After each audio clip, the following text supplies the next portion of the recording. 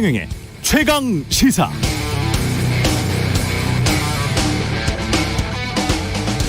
네, 878억 원짜리 영빈관 신축 논란이 나왔을 때 대통령실 관계자는 국익을 높이고 국격에 맞게 내외빈을 영접할 수 있는 공간이 필요하다는 점에서 불가피한 측면이 있다, 이렇게 옹호했습니다. 당연합니다. 사업 시행 주체가 대통령 비서실이었으니까요. 여당도 거들었습니다. 정진석 국민의힘 비대위원장은 민주당 이재명 당대표가 신축안을 비판하자 아직 기본 설계도도 안 나왔는데 무조건 X표만 들고 나오는 야당의 판단은 그야말로 졸속 판단이다라고 말했습니다. 국민의힘 수석 대변인도 대한민국에서는 의전이 아닌 국익의 전당이 필요하다면서 영빈관 신축이 예산 낭비라는 민주당의 주장은 정치 공세에 불과하다고 일축했습니다.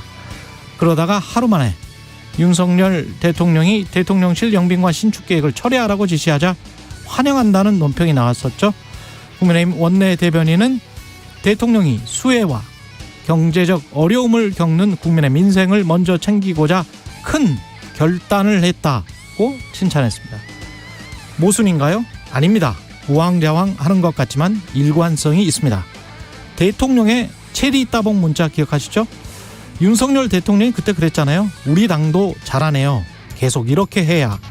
내부 총질이나 하던 당대표가 바뀌니 달라졌습니다. 그러니까 당시 권성동 원내대표가 대통령에게 이렇게 답했습니다.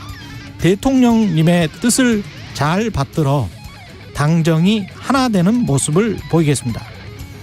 대통령님의 뜻을 받들어 당정이 하나 돼서 우왕좌왕한 겁니다. 일관성이 있는 겁니다.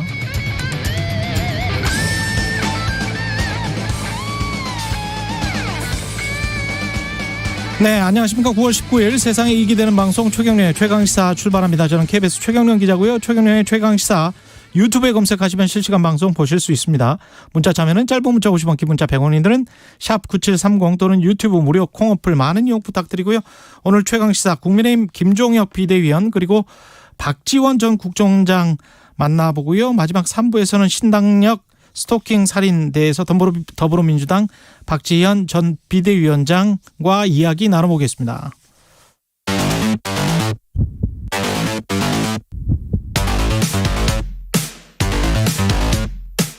오늘 아침 가장 뜨거운 뉴스 언박싱. 자, 뉴스 언박싱 시작하겠습니다. 민동기 기자, 김민하 평론가 나와 있습니다. 안녕하십니까? 안녕하십니까? 예, 태풍 남마돌 현재 상황이 어떤지 궁금하네요. 제주도는 조금 벗어나는 것 같습니다. 일단 오전 3시 태풍 남마돌이 제주 서귀포시에 가장 근접한 후 점차 멀어지고 있다고 기상청이 전했고요. 일단 오전 4시를 기해서 제주 앞바다, 남부 앞바다, 제주도 동부 앞바다에 내려진 태풍특보는 풍랑주의보로 변경이 됐습니다. 예. 다만 해안 지역에서는 파도가 좀 여전히 높기 때문에 해안 지역에 계신 분들은 좀 주의를 하셔야 될 것 같고요. 다만 인명피해가 한 명 발생을 했는데요.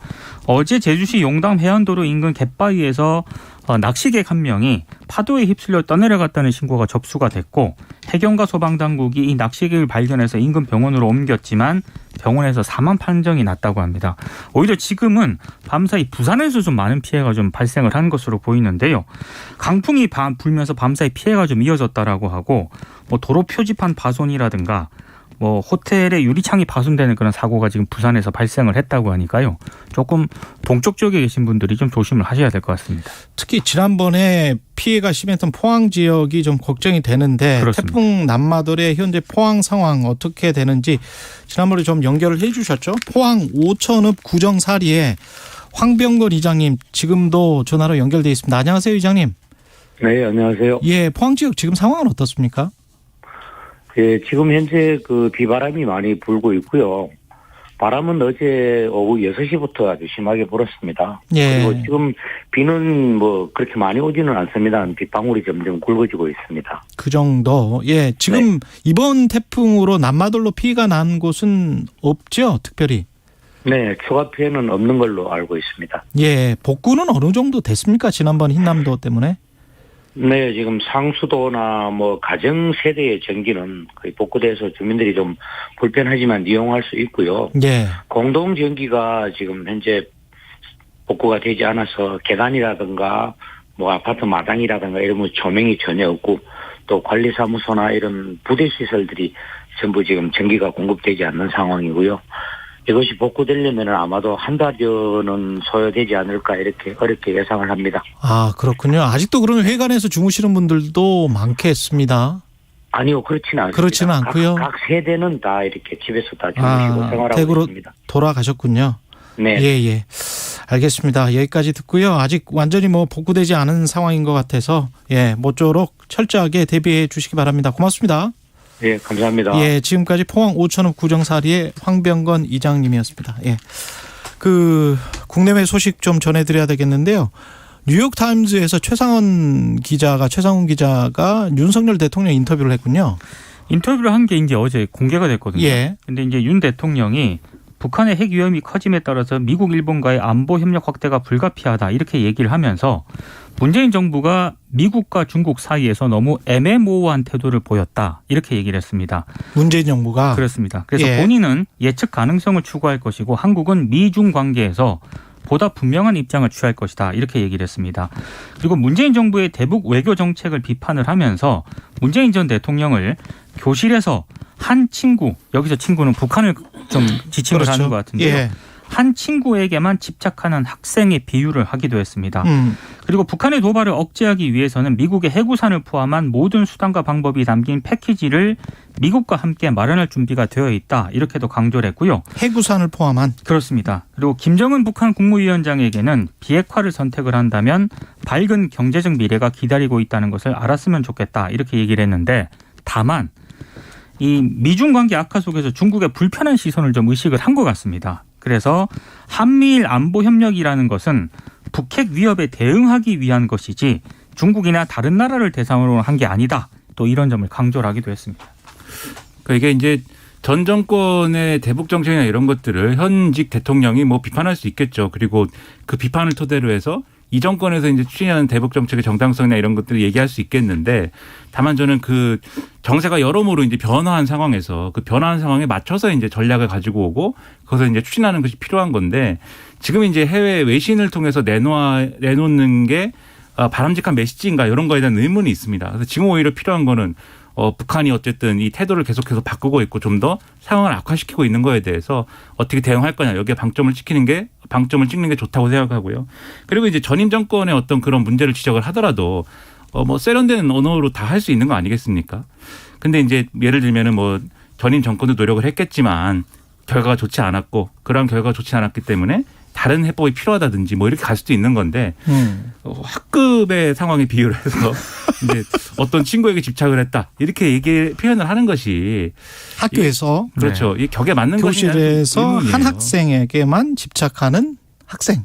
그렇죠. 예. 이게 뭐 지금 이 대북 정책이 뭐 학급에서 일어나는 일도 아니고 사실 뭐 학급에 뭐 같은 반에 있는 친구라고 볼 수도 없는 거고요. 그런 식으로 비유할 수도 없는 것이고. 은근히 이제 그 전 세계 를 하나의 학교로 비유를 한다면 거기서 따당하고 북한에게만 집중하는 것 같은 뭐 이런 뉘앙스가 살짝 담겨 있는 것 같기도 하네요. 그렇죠. 예. 그런 얘기일 텐데 모르겠습니다. 그런 비유가 맞는 것인지. 그러니까 뭔가 북한 학생에 굳이 비유를 한다면 북한이라는 학생이 굉장히 가난하고 어려운 상황에서 뭔가 그 자기가 그래도 뭔가 다른 남들을 위협하기 위한 무슨 뭐 커터칼 같은 걸 들고 근데 이 커터칼이 이제 점점 커지고 있고 뭐 굉장히 위협적인 무기가 돼가고 있는 것입니다만 그런 상황에서 그럼 그 아이를 뭐 이렇게 때릴 수도 없는 것이고 지금 상황에서 너 계속 그러다가는 큰일 나 이렇게 경고를 함에도 불구하고 말을 듣지 않으면 그러면 어떻게 해야 되는 거냐.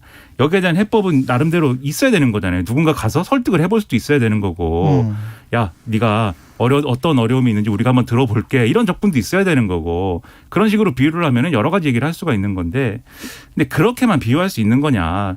이 대북 정책이라는 게 굉장히 복잡하고 어려운 것인데 상당히 좀 의문스러운 그런 내용입니다. 근데 전체적인 뉴욕타임즈의 맥락이나 뭐 그런 것은 그게 전혀 아니었거든요. 근데 이제 국내 언론이 지금 마침 또 이게 공교롭게 시점이 문재인 대통령이 퇴임 후에 처음으로 현안에 대한 입장을 내놨는데 그게 대북 문제 이슈였고 네. 거기서 뭐라고 했죠? 그러니까 원래 오늘 그 국회 한반도 평화 포럼 예. 주최로 열리는 9.19 군사합의 4주년 기념 토론회가 열리기로 돼 있었거든요. 예. 근데 이제 하루 전인 어제 이제 서면 축사를 공개를 했는데 여기서 이제 문재인 전 대통령의 키워드는 이렇습니다. 대화가 없으면 평화도 없다. 그리고 신뢰는 남북 간에 합의한 약속을 지키는 데서부터 시작이 될 것이다. 이렇게 얘기를 했습니다. 그러면서 그 남북관계 개선에 소극적인 윤석열 정부를 좀 우회적으로 비판하는 내용 등이 담겼습니다. 이를테면 여전히 불신의 벽이 높고 외교 안보 상황이 녹록치 않은 게 지금의 현실이지만 우리가 상황을 비관하지 않고 주도적인 입장에서 극복하고 헤쳐나갈 때 비로소 평화의 길로 갈 수 있다 이렇게 얘기를 했고요. 그리고 남과 북이 한마음으로 평양 공동선언의 의미를 되살리고 계승시켜 나가길 고대한다 이렇게 얘기를 했거든요. 그러니까 뉴욕타임스 인터뷰에서 윤 대통령이 언급한 뭐 북한 관련이라든가 남북 관련 그런 메시지하고는 상당히 좀 결이 많이 다른 그런 내용이었습니다. 그러니까 이 토론회가 9.19 군사합의 4주년 기념 토론회였기 때문에 이 내용을 전직 대통령이 뭐 또 자기 임기 내에 있었던 그런 합의니까 이 합의를 지켜가는 게 중요하고 뭐 지켰으면 좋겠다라고 얘기하는 건 저는 뭐 얼마든지 있을 수 있는 일이죠.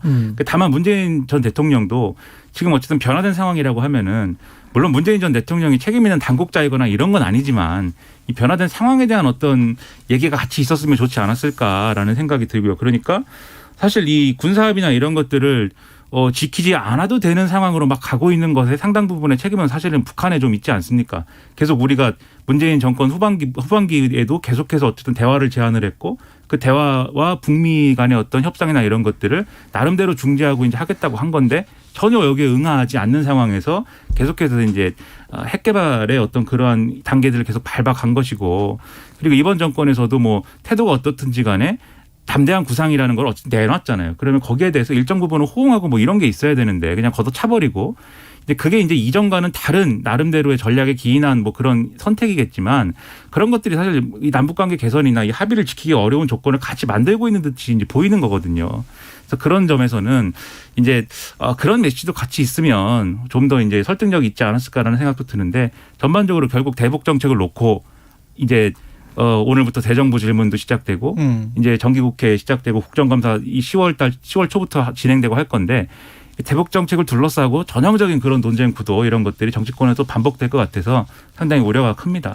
근데 저는 우리 언론 지금까지 브리핑한 내용이 사실은 남남 갈등을 부추기는 것 같은 그런 생각도 들고요. 네.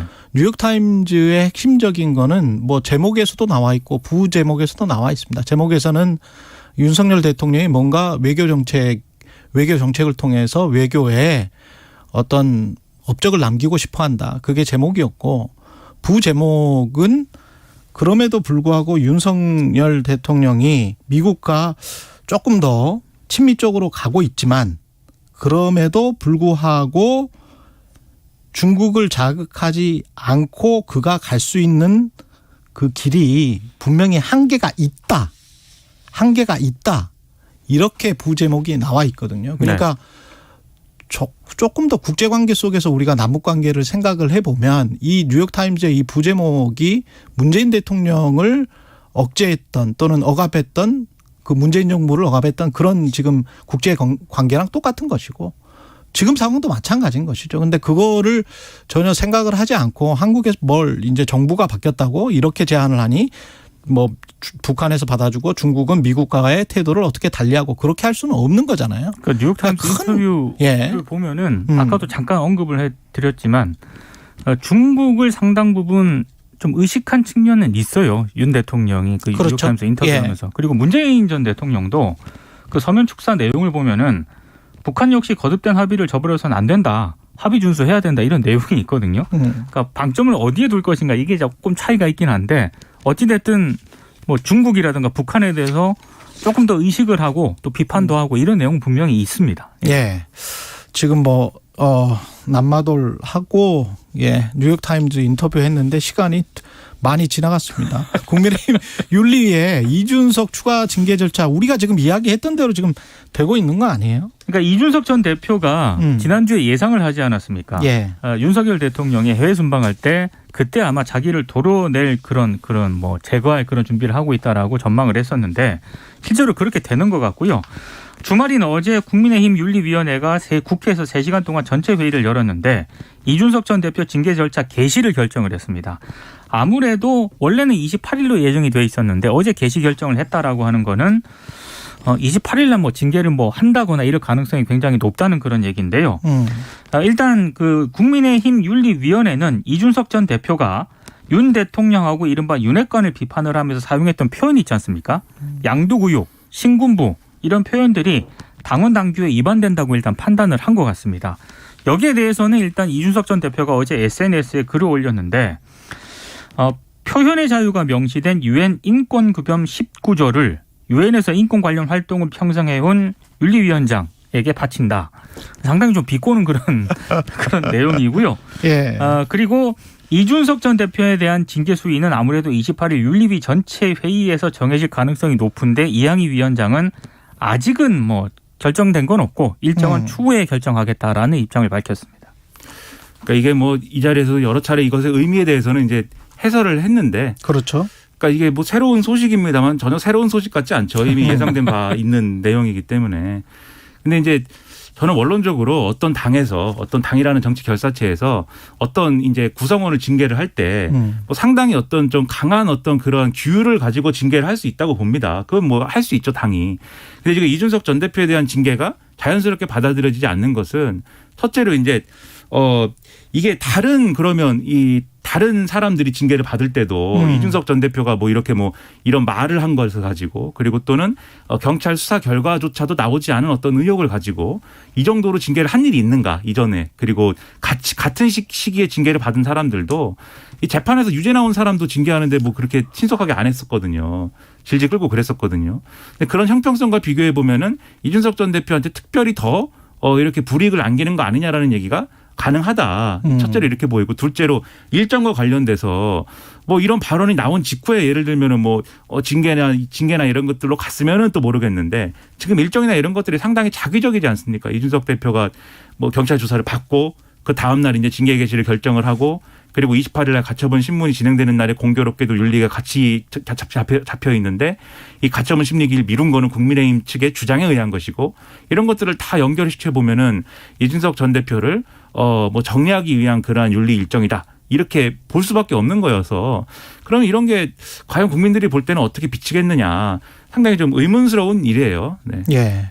국민의힘 원내대표 선출이 오늘 예정돼 있는데 주호영 그다음에 이용호 2파전인데 아무래도 주호영이 될 것 같다. 이런 게 이제 언론에 보도드리고 영빈관 신축 관련해서는 계속 논란이 되고 있습니다. 대통령실 고위 관계자도 몰랐다고 하고. 네. 예. 중앙일보 보도를 보면은 거의 뭐 언론 보도를 통해서야 나중에 이제 알았다라는 게 뭐 중앙일보 보도 내용인데요. 근데 그럼에도 불구하고 일부 언론들의 비판은 계속 이어지고 있습니다. 그러니까 이게 계속 대통령실이 정확한 해명을 하지 않는다는 그런 내용이거든요. 그러니까 윤 대통령의 결단만 계속 강조를 하고 있고 오히려 그 자세한 어떤 결정 과정이라든가 이런 것들에 대해서는 여전히 좀 정확한 해명을 하지 않고 있다 이렇게 지적을 하고 있기 때문에 아마 이 문제는 오늘 대정부 질문에서도 계속 얘기가 될 것 같습니다. 그러니까 이게 뭐 지난주에도 말씀드렸지만 영빈관이 필요할 수 있고 그리고 그 필요하다면은 돈을 들여서 뭐 신축을 할 수도 있겠죠. 그리고 거기에 대한 예산이 얼마나 쓰이는 게 적정하냐 이거는 국회에서 다룰 문제고 논쟁을 하면 되는데 문제는 이게 어떤 일관된 어떤 계획이라든지 그런 거를 갖고 나오는 거라기보다는 뭔가 이례적으로 뭔가 이렇게 좀 이렇게 계획성이 있지 않게 돌발적으로 나오는 어떤 이슈처럼 지금 다뤄지고 있다. 이게 상당히 저는 의문이 큽니다. 그러니까 애초에 대통령실을 이전한다라고 했을 때 애초에 계획이 있었던 거 아닙니까? 예를 들면 청와대에 뭐 영빈관을 쓴다든지 또는 뭔가 대안적인 뭔가를 구상을 했을 텐데 대통령도 그런 이야기를 했었고요. 그렇죠. 예. 그리고 정 안 되면 뭐 예를 들면 뭐 신축을 할 수도 있겠는데 그건 당장은 뭐 논의하지 않고 뭐 이렇게 정리를 했던 그렇죠. 건데 예. 그게 왜 갑자기 이제 지금 와서 신축을 해야 된다라는 얘기로 나오게 된 것인지 그리고 그 과정과 계획에 대해서 왜 대통령실의 참모들은 잘 몰랐다라고 그렇죠 얘기를 하는지 그리고 900억 가까운 돈이 이미 예산안이 책정이 됐는데 그렇죠. 그리고 이 이슈 자체가 그러니까 준비돼 있으면 대통령실과 여당이 준비돼 있으면 당황할 이유가 없는 거잖아요. 왜 이렇게 당황하고 있는 것인지 상당히 의문입니다. 뉴스 언박싱 민동기 기자 김민하 평론가였습니다. 고맙습니다. 고맙습니다. KBS 1라디오 최경영의 최강시사 듣고 계신 지금 시각 7시 39분입니다. 최강시사 태풍 정보입니다. 태풍 남마돌은 현재 강한 세력을 유지한 채 일본 가고시마 북쪽 육상에서 느린 속도로 북쪽으로 이동하고 있는데요. 강풍 반경이 400km로 무척 넓어서 경상도 해안 지역은 태풍의 직접 영향권에 들어 있습니다. 지금부터 낮 사이가 태풍의 고비가 되겠고요. 현재 경상도 해안과 동해 남부 해상, 남해상에는 태풍 경보가 내려져 있고 그 밖에 해안가에는 강풍주의보와 호우특보가 발효 중입니다. 지금까지 경상도 해안과 강원 영동에 20에서 50mm의 비가 내렸는데요. 앞으로 20에서 80mm가 더 오겠고 울릉도 독도에는 100mm 이상 쏟아지겠습니다. 경상도 해안과 동해안에는 바람도 매우 강하게 불고 있습니다. 앞으로도 순간풍속 시속 125km 안팎의 돌풍이 부는 곳이 있겠고요. 충남 서해안과 전라도 해안, 경상 내륙과 제주도에서도 내일까지 강풍을 주의하셔야겠습니다. 또 남해상과 동해상에서 파도가 최고 10m 이상으로 매우 거세게 일면서 높은 너울이 해안도로나 방파제를 넘는 곳이 있겠습니다. 안전에 각별히 유의하시기 바랍니다. 최강시사 태풍정보 송소진입니다. 이어서 이 시각 교통 상황을 KBS 교통정보센터 정현정 씨가 전해드립니다. 네, 월요일 출근길입니다. 태풍의 영향이 있는 지역도 있어서 평소보다 서둘러 나오신 분들도 계실 겁니다. 포항과 경주에는 산사태주의보도 발령 중이니까요. 이 지역에 계신 분들은 더욱더 조심하셔야겠습니다. 현재 경부고속도로 서울 쪽으로 안성분기점에서는 화물차 관련 사고가 나서 처리하고 있고요. 수원에서 신갈분기점까지와 금토분기점에서 반포까지 11km 넘게 정체입니다. 올림픽대로 잠실 쪽으로 성수대교에서 영동대교 사이 4차로에서는 추돌 사고를 처리하고 있습니다. 부근으로 많이 밀리니까요. 주의하시고요. 내부순환도로는 성수대교 방면으로 성동분기점 가는 길 2차로에서는 승합차와 승용차가 추돌한 사고가 있었습니다. 미리 차로를 변경하시는 편이 낫겠습니다. KBS 교통정보센터에서 정현정이었습니다. 오늘 하루 이슈의 중심. 당신의 아침을 책임지는 직격 인터뷰. 여러분은 지금 KBS 1라디오 최경영의 최강시사와 함께하고 계십니다. 네, 어제 국민의힘 윤리위에서 이준석 전 대표의 추가 징계 절차가 개시됐습니다. 이 전 대표의 애연도로 제명 수순을 밟고 가는 건지 징계 수위는 어떻게 결정 날지 김종혁 국민의힘 비대위원과 함께 짚어보겠습니다. 안녕하십니까? 안녕하십니까? 예, 직접 나와주셔서 감사하고요. 예. 예, 지금 추가 징계 절차를 개시하겠다라고 하는 것인데 정확한 사유는 뭘까요? 정확한 사유는 이양희 위원장이 그 당과 당원 그리고 의원들에 대한 그런 어떤 모욕적 발언과 행동 이런 것들을 말씀을 하시면서 기자들이 구체적으로 그게 신군부라든가 계곡이라든가 이런 것과 관련된 것이냐 그랬더니 이미 많이 보도가 됐죠라고 얘기를 하셨잖아요. 사실상 수긍하는 그렇기 때문에 그런 발언과 행동들 이런 것들에 대한 징계가 아닐까 싶습니다. 그러면 품위 유지 위반 이렇게 되는 겁니까? 품위 유지 위반 글쎄요. 이거 당에서 의총을 열어서 의원들이 당이 이준석 대표로부터 심각한 모욕을 받았다. 징계가 필요하다라고 요청을 했지 않습니까? 그러니까 거기에 대해서 윤리위가 화답하는 그런 형식이라고 보여지네요. 근데 어떻게 보면 이준석 전 대표의 SNS 말대로 이게 표현의 자유에 해당될 수도 있을 것 같은데 어떻게 보십니까? 저는 그런 생각을 해요. 예. 만약에 이와 유사한 일이 민주당에서 벌어졌다면 과연 어떻게 됐을까? 만약에 민주당의 과거에 이제 박지원 공동 비상대책위원장인가요? 예. 예. 그분이 만약에 이준석 대표처럼 자기 당에 대해서 우리 당은 가짜 상품을 팔았고 양두구육이었고 그다음에 신군부와 같다. 혹은 무슨 당이 무슨 북한의 노동당과 유사하다라는 식의 이런 식의 발언을 했다면 과연 민주당은 어떻게 반응을 했을까? 그리고 이른바 개딸이라는 분들은 과연 그렇게 발언한 당사자를 어떻게 처리했을까 이런 생각을 해보는데요. 아마 그동안에 이제 국민의힘의 당원들이라든가 의원들이 받은 상처가 적지 않다고 생각합니다. 물론 이준석 대표님도 상당 부분 하고 싶은 말씀이 있을 것 같지만 부부싸움을 해도 넘어서는 안 될 선이 있지 않습니까? 그래야지 이게 깨지지 부부가 완전히 이혼을 결심하고 헤어지려고 하지 않는다면 어느 정도는 지켜야 될 선이 있는데 그런 선들은 많이 넘어간 게 아닌가 이런 생각이 듭니다. 많이 넘어갔다. 그러면 징계 수위는 제명까지도 나올 수 있는 겁니까? 그 당원 당규에 의하면 6개월 이상의 징계가 일단 6개월 당원 정권 정지 6개월이 나왔는데 그렇죠. 그거보다 추가 징계는 더 높아질 거로 보이지 않습니까? 예.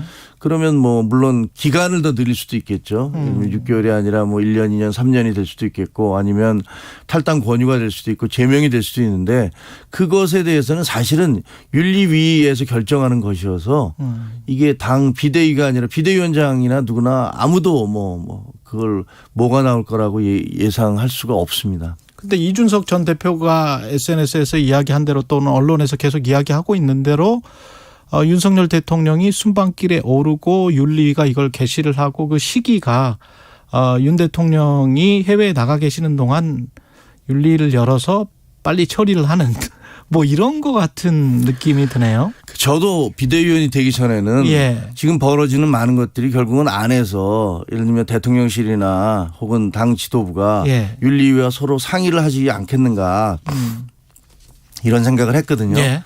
그런데 그 보도가 나온 다음에 윤리위가 개최된다는 보도가 나온 다음에 제가 깜짝 놀라서 전혀 몰랐으니까 그래서 그 정진석 비대위원장한테 연락을 했어요. 예. 이게 어떻게 된 거냐 그랬더니 정진석 비대위원장이 잘 모르시더라고요.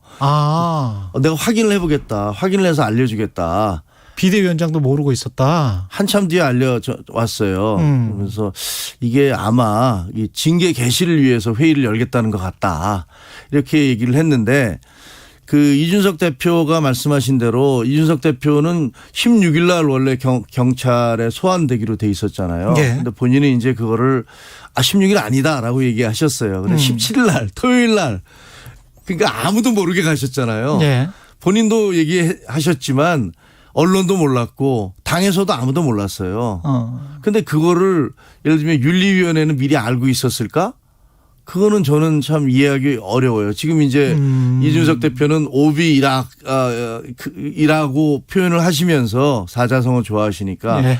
그러면서 그것이 마치 윤리위가 경찰과 사전 교감을 다 해서 무슨 스텝 바이 스텝으로 가는 것처럼 그런 뉘앙스를 풍기시는데 예. 저는 그게 가능한 일일까 싶어요. 그러니까 지금의 어떤 뉘앙스 이준석 전 대표가 풍기는 뉘앙스처럼 윤리위, 경찰, 대통령실 이런 어떤 당 지도부, 예, 당 지도부 이런 어떤 것은 그냥 가상의 현실이고 실제는 그런 일이 벌어지고 있는지 아닌지는 모르겠다는 말씀이시네. 제가 와서 놀란 건 그 윤리위가 사실상 아웃 오브 컨트롤이라는 거예요. 뭐 영어 써서 죄송한데요. 예. 거의 통제가 안 된다. 통제뿐만이 아니라 예. 윤리위가 뭘 어떻게 하겠다는 것들을 당과 전혀 상의를 하지를 않아요. 이양희 위원장이 완전한 자율권이 있다. 사실은 뭐 이제 후일담입니다만 지난번에 이제 그 7억 각서 파동이 일고 그랬을 때 이양희 위원장이 6월 2일 날 그러니까 지방선거가 끝나자마자 이준석 대표에 대한 윤리위를 개최하겠다. 그 얘기가 났을 때 당이 발칵 뒤집혔었다고 그래요. 예. 아니 지금 지방선거를 치러야 되는데 당대표를 바로 선거 끝나자마자 윤리위를 개최하겠다면 어떻게 되느냐. 그래서 나중에 알고 보니 이제 그 김종인 위원장께서 전화가 안 됐는데 며칠 뒤에 연락이 돼서 그렇게 하면 안 된다. 라고까지 얘기를 했고 당내에서도 그렇게까지 가면 안 된다라고 얘기를 해서 그게 이제 뒤로 늦춰졌다는 걸로 이제 제가 나중에 들어가서 취재를 해보니 그렇게 돼 있더라고요. 예. 이양희 위원장이 당의 누구의 얘기를 듣거나 지시를 받거나 심지어는 전화 통화조차도 다 거부하고 있거든요. 그렇군요. 그러면 이준석 전 대표가 이야기하는 것처럼 무슨 독점관이 있어서 나가서 싸워서 일단 총탄을 맞아라. 예. 아니 저도 비대위원이지만 예. 누가 저한테 너 나가서 뭘 해라. 예. 전혀 그런 얘기를 들은 바 없고요. 저야 그냥 그 정진석 비대위원장이 함께 해달라라는 요청을 받고 그 최재형 제가 혁신위 대변인이기 때문에 최재형 원장님과 상의를 했고 최재형 원장님이 아니 뭐 자기는 더 많은 사람이 비대위로 가기를 원한다. 혁신위에서 그런 말씀을 하셔서 간 것뿐이죠. 혁신위 말씀하셨습니다만 비대위가 이렇게 출범하고 이거 두 번째 출범이라고 해야 되겠고 이 지금 국민의힘 상황은 어떻게 정리가 돼야 될까요? 이 비대위 상황은 빨리 그 전당대회를 해야 되는 겁니까? 예, 28일에 어쨌든 또 다른 가처분 그 심리가 그렇죠. 열리지 않습니까? 그렇죠. 아, 글쎄. 정말로 보면 집권 여당이 거의 작동 불능 상태와 비슷한 상황으로 빠져들었었지 않습니까? 예. 이게 그 남부지법의 황정수 판사님이 원래 의도하셨던 건지 아닌지는 저는 알 수는 없습니다. 하지만 어쨌든 그 이게 무슨 저 대법원의 전원 합의체 판결도 아니었고 그다음에 무슨 그 일반 재판에 있어서 합의부 판결에 의해서 여러 판사님들이 갑론을박을 하면서 내린 결정이 아니라 판사 한 분의 예. 그 어떤 판사 한 분은 나름대로 법과 양심에 의해서 하셨을 거라고 하셨겠죠. 저는 믿습니다. 예. 그리고 뭐 그 본인의 가치관과 세계관, 정치관이 있으실 텐데 그 판결에 의해서 지금 집권당이 한 달 가까이 거의 지금 마비 상태에 빠져 있는 거거든요. 그렇기 때문에 28일 날 이분이 또 어떤 심리를 하시고 그다음에 결정을 어떻게 내리실지는 모르겠는데 저는 정치의 사법화 역시 전혀 옳지 않고 그다음에 사법의 정치화 역시 굉장히 잘못된 것이다라고 생각을 합니다. 약간 제기를 하시는 거네 지금 사법의 정치화를. 저는 그런 그러니까 정치화라기보다는 예. 그러니까 제가 드리는 말씀은 그분이 어떤 양심적인 판결을 내리지 않았다는 것이 아니라 예. 적어도 사법부가 그 자제해야 될 사법 자제가 필요한 분야가 저는 외교와 정치라고 생각을 합니다. 예. 왜냐하면 법적으로만 따지면 문재인 대통령께서 북한에 가서 김정은 위원장과 함께 손을 들은 것은 국가보안법 위반이고 헌법상의 그 문제가 될 수가 있어요. 그러나 아무도 그것을 문제 삼지 않습니다. 그렇죠. 예. 그리고 마찬가지로 근데 헌법에 뭐 대통령의 평화 유지의 의무가 있으니까요. 하지만 예, 남북 통일을 위한 또 노력을 해야 한반도와 되고. 부속 도서가 전부 다 대한민국 것이기 때문에 이적 단체입니다. 예. 이적 단체의 수괴와 만난 거예요. 그렇지만 그럼에도 불구하고 우리는 유엔에 동시 가입이 돼 있어서 헌법과 모순되는 그렇죠. 상황이 발생하고 있거든요. 그렇죠. 그런 것들에 상황이죠. 대해서도 문제 삼지 않습니다. 예. 왜? 그것은 정치적인 행위이기 때문에. 예. 그리고 예를 들어서 선거를 치를 때 당대표를 50대 뭐 여론조사와 당원 50대 50으로 뽑는다. 100% 당원으로 뽑는다. 뭐 여러 가지 그 조건들이 있지 않습니까? 그거 바로바로 결정이 되거든요. 그렇죠. 그거에 대해서도 문제 삼지 않습니다. 왜? 누구든지 문제 삼아서 야 이것은 비민주적이야. 말이 안 돼. 라고 제기할 수도 있어요. 왜 여론조사를 해? 당원도 아닌 사람이 우리 당원을 뽑는데. 더구나 50대 50이 말이 돼? 이렇게 제기할 수도 있습니다. 시민사회의 영역이고 정치의 영역이다 그 말씀을 그렇죠. 하시는 거죠. 그것은 제가 보기에는 외교나 정치 부분에 대해서 사법은 자제해야 되는데 사법이 계속 개입을 하게 될 경우에 이게 법적 판단이라고 본인은 생각을 하시지만 사실은 그 법을 넘어서서 정치적인 결단을 내리는 부분들인데 이런 부분들을 사법이 개입하기 시작하다가는 뒤죽박죽이 되는 이런 상황이 오거든요. 예.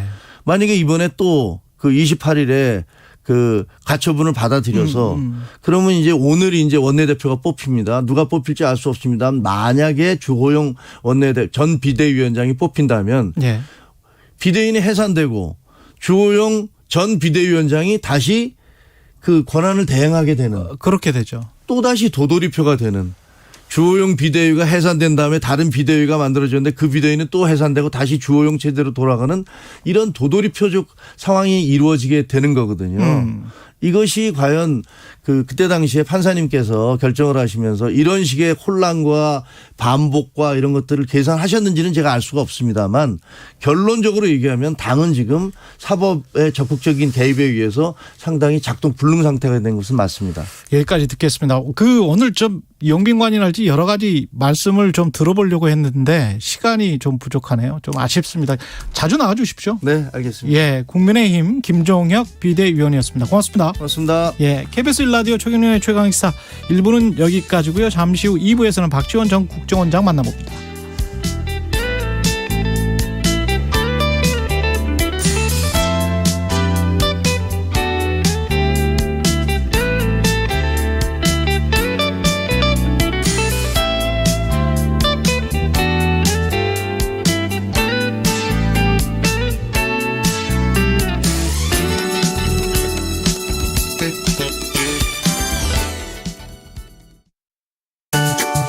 안녕하세요. 심장 이식을 받고 두 번째 삶을 살고 있는 KBS 기상캐스터 오수진입니다. 오늘 하루도 4만여 명의 환자들이 장기 이식을 기다리고 있다는 사실 알고 계셨나요? 그중에서도 하루 평균 7명의 환자가 이식을 받지 못해 안타깝게 세상을 떠나고 있습니다. 여러분, 장기 기증은 한 명의 뇌사장기 기증자가 9명의 생명을 살리는 고귀한 나눔입니다. 생명 나눔의 첫걸음은 장기 기증 희망 등록입니다. 장기 기증 희망 등록에 동참해주세요. 당신만이 살릴 수 있는 생명이 있습니다. 이 캠페인은 보건복지부와 함께합니다. 우리 함께 투명 페트병 분리배출 해볼까요? 투명 페트병을 분리해 유색 페트병과 구분해 공동주택뿐만 아니라 단독 주택까지 함께해 내용물을 깨끗하게 비우고 라벨 떼고 압축해 뚜껑 닫고 공동 투명 페트 별도 배출 유색 투명 구분해서 분리 배출 투명 페트병 분리 배출 함께해요. 이 캠페인은 환경부와 한국환경공단이 함께합니다.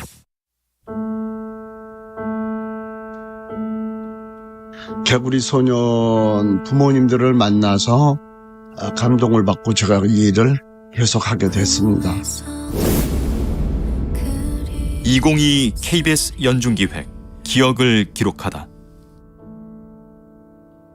2002년에 대통령 선거가 있었습니다. 후보 홍보물, 대통령님 홍보물, 여기에다 우리 실종아동 사진을 실어가지고 그 해에 한 150명, 200명을 찾았는데 지금은 시스템이 많이 좋아졌어요. 문자로 바로 오잖아요. 주변을 살펴봐 달라고. 그렇지만 뭐 아무리 좋은 수사 기법이나 첨단 기법이라 할지라도 국민들의 관심이 없이는 실종자를 찾고 예방할 수 있다고 생각합니다. 아이를 잃어버리고 찾고 계시는 그 실종아동 부모님들은 특히 건강을 잘 지키시고 꼭 만날 수 있다라는 그 희망의 끈을 놓지 마시기 바랍니다. 잃어버린 아이들을 다 찾을 수 있도록 저 또한 노력을 열심히 하겠습니다. 힘내십시오. 감사합니다. 전국 미아 실종가족 찾기 시민의 모임 나주봉 회장은 기억합니다. 20년 전 9월 개구리 소년들은 끝내 주검으로 발견됐습니다. 개구리 소년 사건과 같이 20년이 지난 장기 미제 사건은 매년 수백 건씩 늘어납니다. 죽음만큼이나 힘들고 고통스럽다는 가족의 실종. 가족을 찾는 애타고 간절한 마음에는 공소시효가 없습니다. 당신과 대한민국의 기억, KBS가 기록합니다.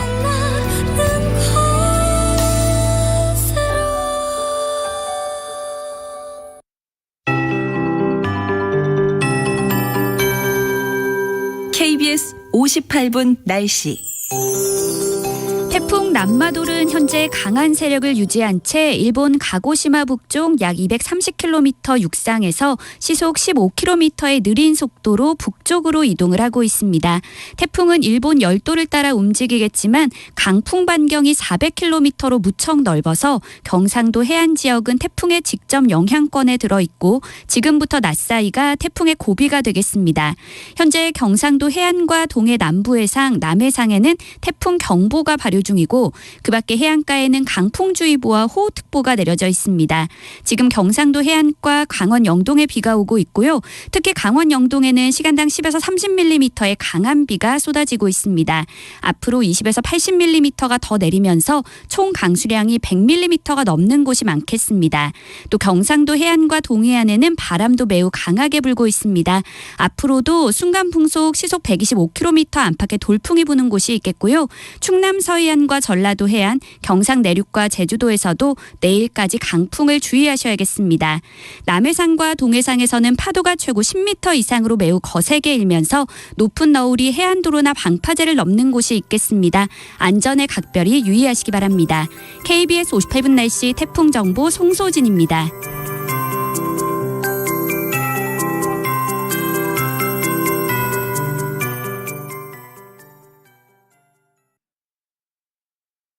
정성을 다하는 국민의 방송 KBS가 8시를 알려드립니다. AM 711kHz, FM 97.3MHz, KBS 1라디오입니다. HLKA.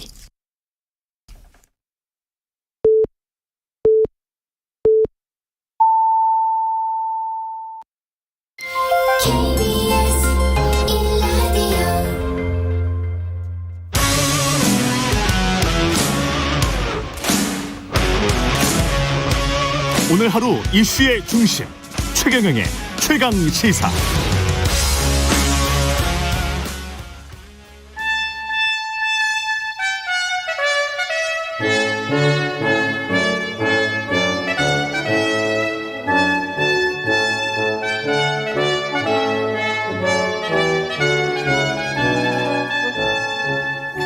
네, 영원한 현역 박지원 전 비서실장과 함께하는 고품격 정치 토크 박지원의 정치의 품격 시즌2 박지원 전 국정원장 그리고 전 대통령 비서실장 나와 계십니다. 안녕하세요. 네, 안녕하세요. 예, 그 대통령의 5박 7일간 해외 순방 일정이 이제 시작됐고요.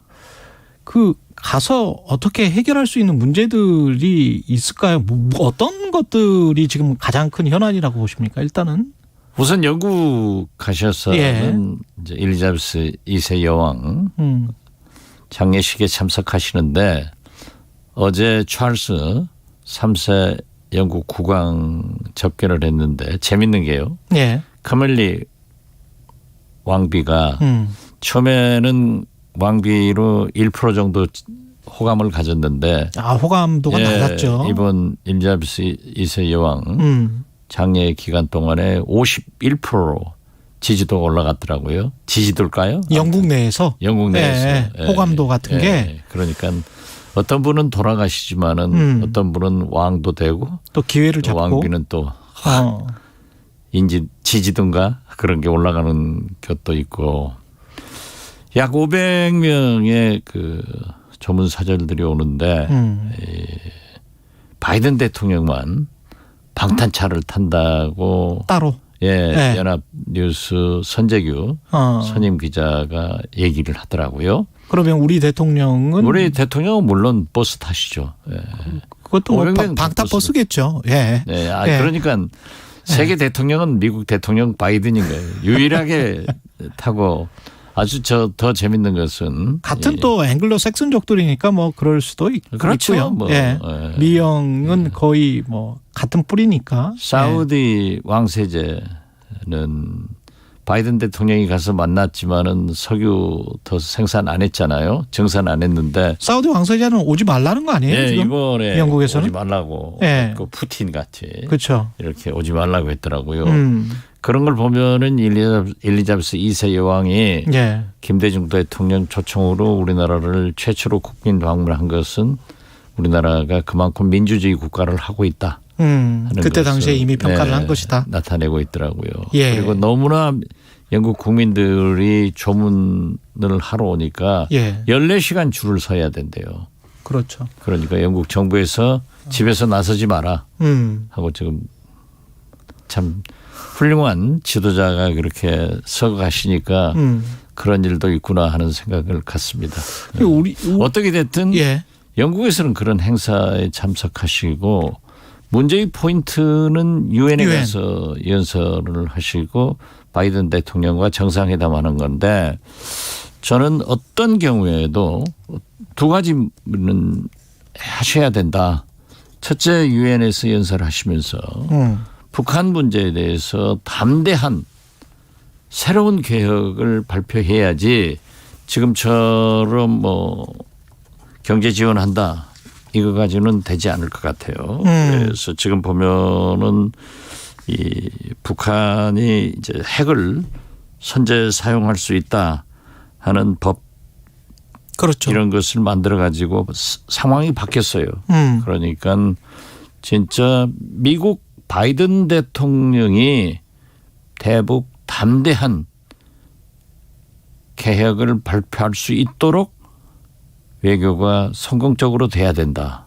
그래서 저는 특히 바이든 대통령이 푸틴 러시아 대통령과 더 중요한 것은 중국 시진핑 주석이 김정은에게 대화를 해서 북한 핵이 이상 핵실험이나 발전되지 않을 수 있도록 비핵화의 길로 갈 수 있도록 하는 그러한 설득이 필요하다. 저는 그렇게 보고요. 북한 문제 나와서 그 뉴욕타임즈에서 인터뷰에 네. 문재인 정부의 이제 북한 정책을 상당히 비판하는 듯한 모습을 많이 보였잖아요. 그렇죠. 예. 교실에서 여러 친구 중에서 한 명 북한에게만 집착하는 학생 같아 보였다. 문재인 대통령을 그렇게 이제 표현을 했거든요. 글쎄요, 윤석열 대통령께서도 지금 북한의 담대한 개혁 속에 비핵화의 의지만 있어도 지원을 하겠다라고 하면서 사실상 대화를 요구하고 있는 거 아니에요? 그렇습니다. 그러면서 그렇게 상대방을 문재인 대통령과 한 것을 비난한다고 하면은 제가 볼 때는 지금 이번에 뉴욕타임스에서 이제 청와대 대통령실에서 해명을 했지만은 남북 정상회담 같은 것이 정치적 쇼다. 근데 과거에 했던 거지 지금은 이번에 뉴욕타임스 인터뷰 하시면서는 안 했다라고 했기 때문에 예. 그 이상 번지지 않았는데 만약 그렇게 생각을 하신다고 하면은 박정희의 7.4 공동성명 노태우의 남북 기본합의서 김대중의 6.15선언 그게 다 정치적 쇼냐? 다 정치적 쇼가 되겠느냐. 그리고 지금 국민의힘에서도 계속해서 평화쇼다. 정치쇼다 하는데 이렇게 얘기를 했을 때 과연 김정은이 윤석열 대통령의 제안을 받아들이겠느냐. 또 쇼하려고 그러는 거냐 할 수도 있는 거고. 그렇죠. 저 문재인 대통령께서는 남북 공의, 남북 정부 간에 합의한 사항에 대해서는 준수하는 것이 필요하다라고 했는데 이렇게 북한에게는 아무 소리 하지 않지 않았느냐. 분명히 보니까는 북한도 준수해야 된다라고 얘기를 하셨던데 예. 그렇게 하는 것은 진짜 이게 안보 장사하는 것 같아요. 정치 쇼다 저는 그렇게 봅니다.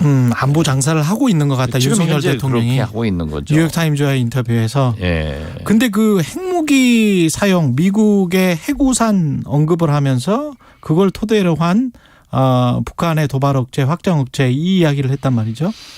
그렇죠. 이제 우리가 북한은 핵 무장을 했지만은 예. 우리는 지금 핵 무장을 할 수가 없잖아요. 그렇죠. 그렇기 때문에 NPT에 가입돼 있으니까. 가입돼 있고 그렇기 예. 때문에 우리는 미국의 핵우산 속에 있다 하는 것은 일리가 있어요. 그런데 모든 패키지가 총체적으로 포함되는 것, 미국의 핵무기 사용 등 이게 예. 뉘앙스가. 글쎄요. 그것은 지금 현재 아직까지 뭐라고 확정적인 얘기를 할 수는 없지만은 억제력 향상을 위해서 그렇게 얘기할 수도 있다. 저는 그렇게 봐요. 그럼 뭐 남북 군사합의 파기를 시사하는 발언이다 이렇게까지 해석할 필요는 없습니까? 지금 현재 파기가 됐죠. 9.19 남북 군사합의는 이미 북한에 의해서도 파기됐고 예. 우리도 사실상 그런 거지만은 그렇더라도 우리는 남북 군사합의를 준수하라고 북한에 촉구하고 우리도 그러한 것을 지켜나가는 것이 필요하다라고 보지 계속해서 그러한 좀 강대강으로 맞서는 것은 바람직하지 않다. 저는 그렇게 봅니다. 대통령실에서도 이번에 미국과 통화 수합 이야기도 조금 할 것 같다는 식으로 지금 흘리고 있는데 네. 어떻게 보세요, 이건? 글쎄요, 우리 이제 달러 가치가 할 수만 있다면 너무 좋은데. 네, 예. 할 수 있겠죠. 예. 그리고 저도 지금 바이든 대통령이 인플레이션 감축법에 의거해서 우리 희생이 너무 크잖아요. 그렇습니다. 네. 그래서 저는 이번에 물론 그러한 대북 문제도 바이든의 담대한 개혁을 발표할 수 있도록 윤석열 대통령께서 바이든 대통령을 잘 설득해 주시기를 바라고 두 번째로 더 큰 것은 사실상 전기차 보조금에 대해서 그렇죠. 네. 반드시 해결해 가지고 오셔야 된다. 이렇게 생각을 합니다. 그런데 이제 그 메릴랜드 우리 한국 사이 호건 주지사는 뭐 일반적으로 그렇죠. 11월 중간선거가 끝나고 해결할 수도 있을 것이다라고 했던데 아무튼 그 북한 핵 문제, 전기차 문제, 보조금 문제 등을 꼭 해결해 가지고 오셨으면 좋겠다. 하고 통화 수합 문제도 미국에서 뭐 그건 저는 잘 되리라고 봅니다. 그래요. 그것만 잘 되면 사실은 이게 법안이 통과되고 대통령이 사인한 거라서 전기차가 다른 부수 조항을 만들어서 다시 이제 통과를 시키든지 아니면 뭐 우리처럼 시행령 정치를 해야 될 것 같은데 그게 가능할지 모르겠습니다. 그렇기 때문에 중간선거 앞두고 바이든 대통령이 지금 그걸로 인해서 지지도가 올라가고 있잖아요. 그리고 오늘 아침 보면은 안보 문제, 기술 문제도 그 M&A도 제한한다 하는 것으로 막 지금 나가고 있어요. 그러니까 뭐 심지어 바이오, 안보, 기술 뭐 다 나가고 있으니까 어떻게 11월 중간선거까지는 다 확정적으로 얘기할 수 없지만은 어려워질 거예요. 그렇지만은 우리가 전기차 문제에 대해서 강하게 미국에 어필을 해야만 다음 것도 문제가 덜 되고 지금 칩4도 굉장히 문제가 되고 있지 않습니까? 그렇습니다. 사실 대만의 TSMC나 우리 삼성전자도 이 완제품에 대해서 대중국 수출을 막히면은 엄청난 피해가 있는 거예요. 그렇게는 안 되죠. 그렇기 때문에 이 바이든 대통령과 그러한 특히 인플레이션 감축법에 의거해서 우리에게 올 산업파동 같은 것을 잘 좀 협상해서 오셨으면 좋겠다. 캐나다는 우리가 광물질 수입 같은 게 있으니까 효과가 있을 거예요. 그리고 한일 정상회담 관련해서 일본 언론 산케이신문이 정상회담 개최가 불투명하다. 한국이 너무 앞서갔다. 뭐 이런 보도를 했더라고요. 되게 보면은 일본 산케이 신문 같은 경우에는 굉장히 그 우파 성향이 강하죠. 우파 성향이 강하잖아요. 그리고 한일 관계에 대해서도 강성의 길을 보도하는데 우리가 좀 너무 성급하게 그 발표를 했지 않는가 그렇게 봅니다. 그래서 일본 외무성에서도 좀 부정적 견해가 나왔는데 어떻게 됐든 이번에 그 윤석열 대통령도 한일 정상회담이 이렇게 우리가 생각하는 그런 정상회담이 안 될 거예요. 그러니까 뭐 잠깐 만나서 얘기는 나눌 수 있겠지만은 뉴욕타임스의 그랜드 바게인 빅딜을 하겠다라고 했는데 그 그랜드 바게인 속에 어떤 것이 포함되어 있는지 모르지만은 어떠한 경우에도 우리 피해자 그리고 일본의 반성과 사죄 이런 것은 꼭 포함됐으면 좋겠다 하는 말씀 드립니다. 일본 언론 현지 언론들 보면 전혀 다른 생각인 것 같은데. 그러니까 지금 현재 한국과는 우리 정부에서 얘기하는 것과 일본 정부에서 일본 언론이 보도하는 것은 좀 많이 틀린 것 같아요. 많이 다른 것 같아요. 그런데 이것은 일종의 외교적 삿바싸움이라도 볼 수 있기 때문에 문제는 윤석열 대통령께서 일본 총리를 만나서 무슨 말씀을 어떻게 풀어가느냐. 그러나 우리 국민들이 바라는 대로 한일 관계가 정상화되는 것은 필요하지만은 이 그랜드 바게인 속에 반성과 사죄 그리고 피해자에 대한 보상 문제는 반드시 잘 처리돼야 된다. 포함돼야 된다. 저는 그렇게 봅니다. 영빈관 신축은 이 관련해서는 한 900억 가까운 예산인데 대통령은 아셨겠죠, 당연히. 대통령은 아셨겠죠. 그렇지만은 그건 진짜 자다 벙창 때리는 소리예요. 아니 멀쩡한 청와대 두고 용산으로 옮겨가지고 용산 이전비 무슨 뭐 대통령 관저 지금 뭐 국방부 합참 1조가 넘는 예산이 들어간다는 그런 보도도 있던데요. 이게 무슨 일이에요? 그리고 다 합하면은 그리고 지금 영빈관 멀쩡한 영빈관 두고 왜 또 그 했다가 또 금방 취소해버리고. 청와대 이러니까 국민의 그 정부에 대한 신뢰성이 없어지는 거예요. 청와대 수석들도 몰랐다는 거 아니에요. 근데 청와대 개방을 하고 그거를 시민들에게 뭐 공론화시키고 그러니까 거기에서는 영빈관 할 수 없다 뭐 이런 주장에 관해서는 어떻게 생각하십니까? 그때만 잠깐 할 수 있는 거. 글쎄요. 그건 핑계죠. 뭐 3박 4일이나 뭐 그때만 잠깐. 대통령 관저도 지금 옮기기 전에 그렇죠. 서초동 아파트 그대로 썼잖아요. 그렇죠. 지금 있는 영빈관 그거 금방 하는데 무슨 문제가 있습니까? 거기서 외국 정상들이 잠을 잘 것도 아니고 그냥 그렇죠. 만찬만 하는 거잖아요. 하는 거죠. 그렇죠. 연애만 하는 건데 나는 그 이해가 안 돼요. 여기에 민주당 일부에서 아마 김건희 여사 개입설 이런 거를 이야기를 하는 것 같고. 글쎄요, 여당은 집단적 망상이다. 얘기 중에 영빈관도 옮긴다. 이거가 있으니까 그러한 얘기는 반드시 나올 수밖에 없죠. 그렇지만 어떻게 됐든 청와대 수석들도 모르고 느닷없이 봉창 때리다가 그냥 국민들이 반대하니까는 또 대통령 지시로 없애버리고 이 정부의 정책이 이렇게 신뢰성이 없어가지고 되겠습니까? 이게 지금 철회는 했는데 철회한 건 잘한 거죠. 잘했죠. 잘한 건 잘한 거죠. 저도 잘했다고 했어요. 그렇지만은 정부 정책이라는 것은 항상 심사숙고해서 결정하고 해야지. 느닷없이 자다가 결정해놓고 또 자고 일어나서는 또 취소해버리고 하면은 우리 정부 정책의 신뢰성을 상실한다 이거죠.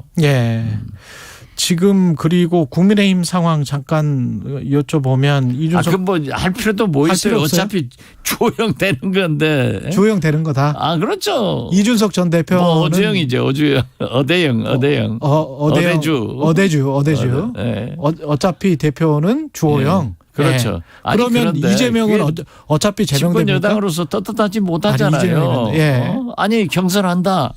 정진석 비대위원장 해놓고 이용호 의원이 하니까는 주호영 해버리면은 뭐 제가 나무당 투표 결과를 얘기하지 않지만은 국민 모두가 5천만 국민이 여기는 주호영 되겠구나 하는 거 아니에요. 그러니까 그게 민주정당이냐고요. 그 이준석 전 대표는 그러면 어차피 또 제명되는 겁니까? 글쎄요. 저는 지금 하는 거 보면 제명될 수밖에 없잖아요. 징계가 다시 시작됐다가 하면 당원권 정지 외에는 이상이 나와야 될 거 아니에요. 그러니까 이제 이준석 전 대표는 표현의 자유다 했는데 아무튼 양도구역 뭐 신군보 자기도 많은 비난을 했기 때문에 뭐 윤리위에서 잘 결정하겠죠. 그러나 제명 아니에요? 근데 제명이 되면 사실은 총선 뭐 직전에나 신당을 만들 수가 있을 것 같은데 그 전까지 이준석 전 대표가 입지가 굉장히 난처해지겠습니다. 그렇게 되면. 입지가 난처해져도 계속 뭐 밖에서 그러한 정치 활동은 하겠죠. 그렇군요. 이재명 민주당 대표 같은 경우는 검찰 경찰의 압박을 계속 받고 있습니다. 계속 압수수색, 소환, 그리고 정진상 정무조정실장, 이재명 당대표의 최측근이라고 할 수 있습니다. 자택도 이제 압수수색을 했는데 이 상황은 어떻게 보십니까? 글쎄요, 이재명 대표는 부인, 아들까지 온 가족이 탈탈 털리던데요. 그렇게 털어서 안 걸릴 사람 어디 있겠어요.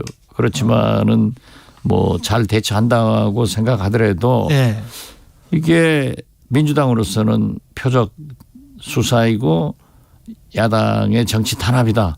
이렇게 주장을 할 수밖에 없잖아요.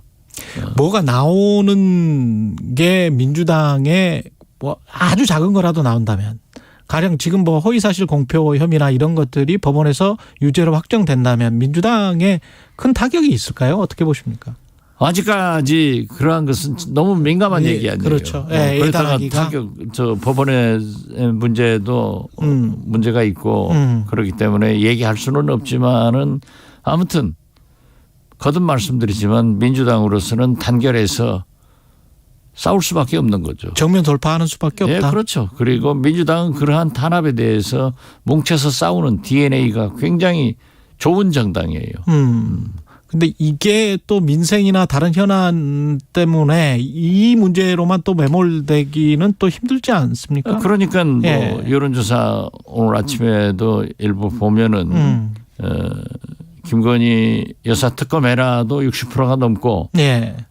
이재명 강압 수사가 아니다도 50% 넘더라고요. 그러니까 저는 거듭 말씀드려서 둘 다 진실을 밝히는 수밖에 없다. 밝혀지는 수밖에 없다. 예. 그렇기 때문에 이게 이 국제적인 경제 문제, 물가 문제, 외교 문제 이 복잡한 이때 예. 쌍특검으로 보내서 김건희 특검, 이재명 특검 다 해라 이거죠. 역시 쌍특검밖에 답이 없다. 그리고 예. 그 외교, 정치, 경제 문제는 정상회담에서 풀어나가야지. 이거 이렇게 혼돈스럽게 싸워가지고 나라가 되겠어요? 알겠습니다. 이게 예. 지금 현재 IMF 외환위기 시대로 돌아가는 것 같아요. 환율이 지금 1,400대. 그렇죠. 찍을 것 같은 그런 그런데 분위기. 예. IMF 때는요. 1962원 주가지수는 280이었어요. 그런 위기가 있는데 과연 대통령께서 정치권에서 이렇게 싸워 나가서 되느냐 이거예요. 예. 여기까지 듣겠습니다. 박지원 전 국정원장과 함께한 정치의 품격 시즌2였습니다. 고맙습니다. 네, 감사합니다. 공정, 공익, 그리고 균형. 한 발짝 더 들어간다. 세상에 이익이 되는 방송. 최경영의 최강시사.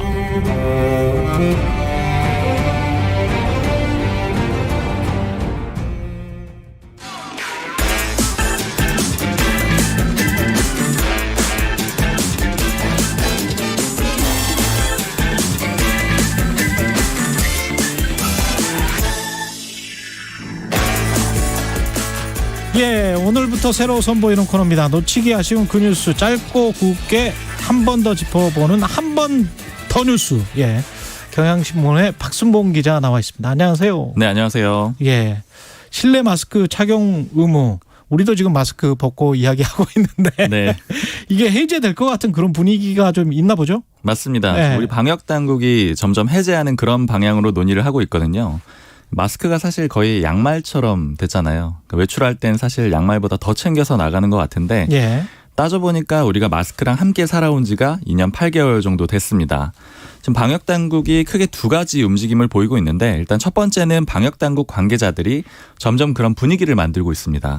뭐 대표적으로 하나 전해드릴 게 정기석 코로나19 특별대응단장 발언을 좀 전해드리면은요. 어떤 얘기를 했느냐면 실내 마스크를 해제한 다른 나라들 사례 있잖아요. 그렇죠. 뭐 미국이나 영국, 독일, 프랑스 이런 나라들 예로 들면서 큰 대유행 없이 잘 지내고 있다. 그러니까 다시 코로나19가 확산되지는 않더라 이런 얘기를 했고요. 그리고 특히 본인 얘기를 했어요. 최근에 유럽 호흡기 학회를 다녀왔다라고 하는데 예. 거기는 의사들이 모인 자리잖아요. 호흡기 학회. 그렇죠. 게다가. 코로나19에 예. 제일 민감한 의사들이 모여 있는데 아무도 실내에서 마스크 안 쓰더라는 겁니다. 이제 그 자리가 토론하고 또 강연하고 이런 자리였는데도 불구하고 아무도 네 마스크를 전혀 안 썼다라는 거예요. 그리고 두 번째로 질병관리청이 다른 나라들이 실내에서 마스크를 쓰는지 안 쓰는지 제도가 어떻게 돼 있는지 조사를 또 했거든요. 예. 그러니까 사실 이 얘기는 이미 실내 마스크 해제를 좀 준비하고 있었다 이렇게 좀 해석이 되는 지점인데요. 조사 결과도 그렇더라고요. 그러니까 실내 모든 장소에서 마스크를 써야 되는 나라는 우리나라가 유일했습니다. 질병관리청이 19개 나라, OECD 회원국 중에 19개국을 조사를 했거든요. 근데 이 중에 7개 나라, 미국하고 프랑스가 대표적인데 아예 안 써도 되고요. 예. 나머지 12개 나라는 일부 조건만 있습니다. 그러니까 뭐 예를 들자면은 대중교통 탈 때, 아니면 또 의료기관, 병원이나 약국 갈 때 이런 때만 쓰면 되거든요. 그러니까 모든 장소에서 실내에서 써야 되는 건 우리나라가 유일했다라는 거예요. 좀 답답하긴 하더라고요. 사실은 뭐 문을 열어놓고 환기를 시키면 되는 것처럼 이야기를 하고 그런 카페나 뭐 그런 것들은 또 안 써도 된다라고 또 네. 이야기도 했었잖아요. 맞습니다. 근데 그건 뭐 경계도 좀 애매모호한 것 같고 사실은 그죠? 사실은 밥 먹다가 예. 마스크 벗었다가 또 다시 쓰고 뭐 이런 과정들을 봤을 때는 이게 그렇죠. 이럴 때는 의미가 있는가 이런 그렇지. 의아한 생각들도 많이 들죠. 예, 이게 지금 대유행이 끝났다 그런 의미도 되는 것 같기도 합니다. 네, 만약에 실내 마스크가 해제가 된다. 그러면은 모든 방역 조치가 없어졌다. 이렇게 보셔도 무방할 정도예요. 그렇죠. 왜냐하면 마스크 착용 외에는 지금 의무적으로 남아있는 게 확진 시 일주일 자가격리 요 조치밖에 없거든요. 근데 이것도 사실은 이제 최근에 걸리신 분들은 아시겠지만 뭐 모니터링을 한다거나 강제하는 그런 조치는 아니에요. 본인이 확진이 되면은 이제 다른 사람들한테 옮길까봐 좀 알아서 얘기를 하고 격리를 하는 그런 수준이기 때문에 권고조항 수준이다 이렇게 볼 수가 있고요. 즉 우리 눈에 띄고 체감할 수 있는 방역 조치는 실내 마스크 착용뿐인데 만약에 요것까지 해제가 된다. 그러면 일상으로 완전히 회복됐다 이렇게 볼 수가 있고요. 지금 시점은 내년 3월 정도로 보고 있습니다. 우리 정부 이렇게 준비를 하고 있고요. 다만 바로 하는 건 아니에요. 왜냐하면은 전문가들 사이에서도 이견이 좀 있거든요. 예. 특히 독감이 찾아왔기 때문에 그렇죠. 두 개의 엔데믹이 동시에 벌어질 수 있는 게 아니냐. 또 고위험군한테는 좀 영향을 줄 수가 있다. 이런 얘기들이 있고 기본적으로 지금 팬데믹 그러니까 대유행이 끝난 게 맞느냐 이런 점에 대해서도 이견이 있거든요. 예. 그래서 국민 여론조사를 하고 점차적으로 해제를 해서 뭐 내년 봄 3월 정도에는 완전히 해제하는 그런 방향으로 계획을 갖고 있다고 합니다. 점차적으로 내년 봄. 아직도 한참 남았네. 예. 그리고 수리남 이야기 해볼까요? 수리남과 관련해서 마약왕 조봉행 씨 이게 실제 사건 소재로 한 건데 네. 이분은 이미 사망을 한 분이군요. 네. 예. 이게 좀 스포가 될 수 있으니까 드라마 내용은 좀 생략을 하고요. 예. 혹시 볼 예정이신 분들도 부담 없이 들으셔도 됩니다. 이 드라마에서는 전요한이라는 인물로 나오고요. 배우 황정민 씨가 연기를 했거든요. 예. 어떤 인물이냐면 말씀하신 대로 마약왕인데 좀 이례적인 게 장소예요. 남미의 수리남에서 마약 조직을 운영했던 한국인입니다. 예. 여기 좀 이례적이었고 그래서 소재가 됐습니다. 1990년대부터 2000년대 초까지 활동을 했고요. 2009년에 우리 국정원하고 미국 마약 단속국 DEA가 공조해서 브라질에서 체포를 했거든요. 2011년 재판에서 징역 10년을 받습니다. 마약 밀수죄 사기죄로 10년을 받았어요. 예. 드라마가 워낙 인기를 끌다 보니까 지금 뭘 하고 있을까 이게 좀 궁금증이 많이 있고 관심이 집중됐는데 일부 언론 보도나 혹은 또 유튜브 콘텐츠에서는 지금 수리남에서 돌아가서 살고 있다 이런 얘기들이 나왔거든요. 그러니까 10년형이니까 2021년 작년에 아마 형이 끝났을 것이고 또 국적도 수리남 국적을 취득했다 그래요. 아, 그래요? 네, 그러니까 돌아갔을 것이다 이렇게 추정을 했는데 실제로 수사기관에서 확인을 해보니까 2016년 4월에 복역 기간에 사망을 했다라고 합니다. 사망 직전에는 광주 이 전남의 해남교도소에 복역 중이었고요. 그러다가 병이 안 좋아져서 형 집행정지를 받았다가 결국에는 치료받다가 사망을 했다라고 합니다. 이게 한국은 마약 청정국으로 불렸었는데 지금은 마약 밀수량이 해마다 크게 늘고 있다고 하는데 그것도 약간 걱정이긴 합니다. 네, 예. 수치가 저도 생각보다 굉장히 크더라고요. 2017년부터 2021년 그러니까 5년 동안 관세청에 걸린 마약이 한 2.3톤 정도 된다라고 합니다. 예. 이게 좀 감이 안 오는데 돈으로 환산하면 2조 2천억 원 정도 그런 규모라고 하고요. 결국 이게 관사청에 걸린 거니까 안 걸리고 들어온 물량도 분명히 있을 거예요. 그러니까 훨씬 많을 가능성. 그렇죠. 예. 이런 것까지 포함한다라고 하면은 국내에 상당히 큰 규모의 마약이 유통되고 있다 이렇게 추정을 해볼 수가 있고요. 그리고 아까 크게 늘어나고 있다라고 말씀드렸잖아요. 예. 2017년에는 적발된 물량이 69kg밖에 안 됐었거든요. 예. 그런데 2021년 작년에는 1272kg으로 늘어났습니다. 한 18배 정도 그 이상 늘어난 거고요. 이 종류별로는 필로폰이 가장 많았고요. 그 다음이 코카인이었습니다. 아까 이 수리남 드라마 잠깐 얘기 드렸었는데 거기에서도 필로폰을 유통할 거냐 코카인을 유통할 거냐 요거 가지고 조직 간의 싸움도 벌어지고 그렇죠, 이런 그렇죠. 내용도 있거든요. 예.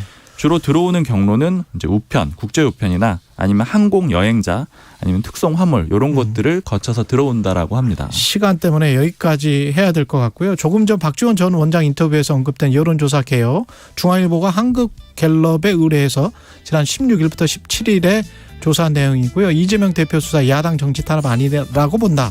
응답이 50.7%, 김건희 특검법 시행에 동의한다. 응답이 59.8%였습니다. 자세한 내용은 중앙선거 여론조사 심의 홈페이지에서 확인할 수 있습니다. 예, 여기까지 하겠습니다. 경향신문 박순봉 기자였습니다. 고맙습니다. 감사합니다. 예, KBS 1라디오 최경영의 최강시사 2부는 여기까지고요. 잠시 후 3부에서는 박정호 교수와 함께 경제합시다 해보겠습니다.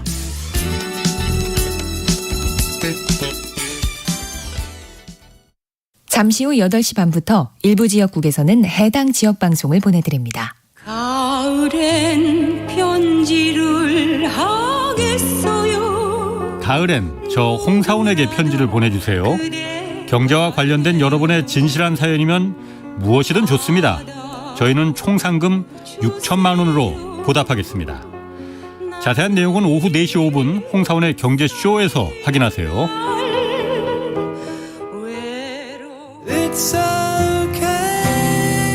진행은 서툴지만 내용은 알찹니다. 진실의 편에서, 정의의 편에서, 약자의 편에서 뉴스를 전합니다. 주진우 라이브와 함께 더 많이, 더 오래 웃었으면 좋겠습니다. 매일 오후 5시 5분 KBS 1라디오 주진우 라이브. 지금 시각은 8시 30분입니다. KBS.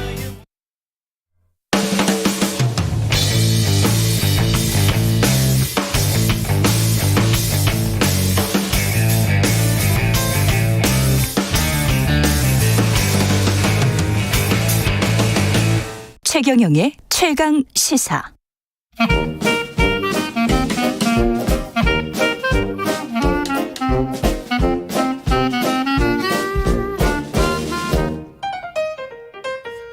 네, 최경영의 최강시사 경제합시다. 월요일은 명쾌한 경제 이야기 해보고 있습니다. 오늘도 박정호 명지대학교 특임교수 나와 계십니다. 안녕하십니까? 예, 안녕하세요. 예, 환율 이야기 계속 할 수밖에 없는데 네. 지금 뭐 강달러 정도가 아니고 킹달러다 이런 이야기까지 이게 1,400원은 정말 찍을 뻔했습니다.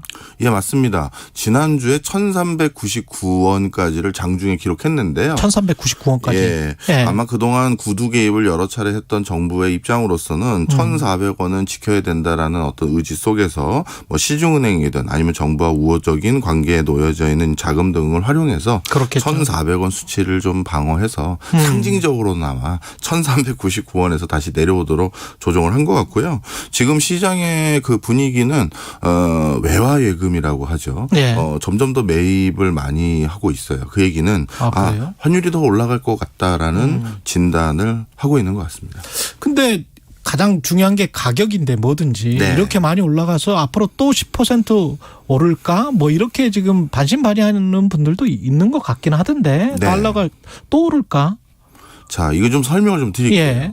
원래 지금 우리나라뿐만 아니라 전 세계에서 제가 공부하고 나서 이렇게 전 국민적으로 연준이라는 단어에 관심을 보인 적이 처음일 거예요. 요 근래가요. 예.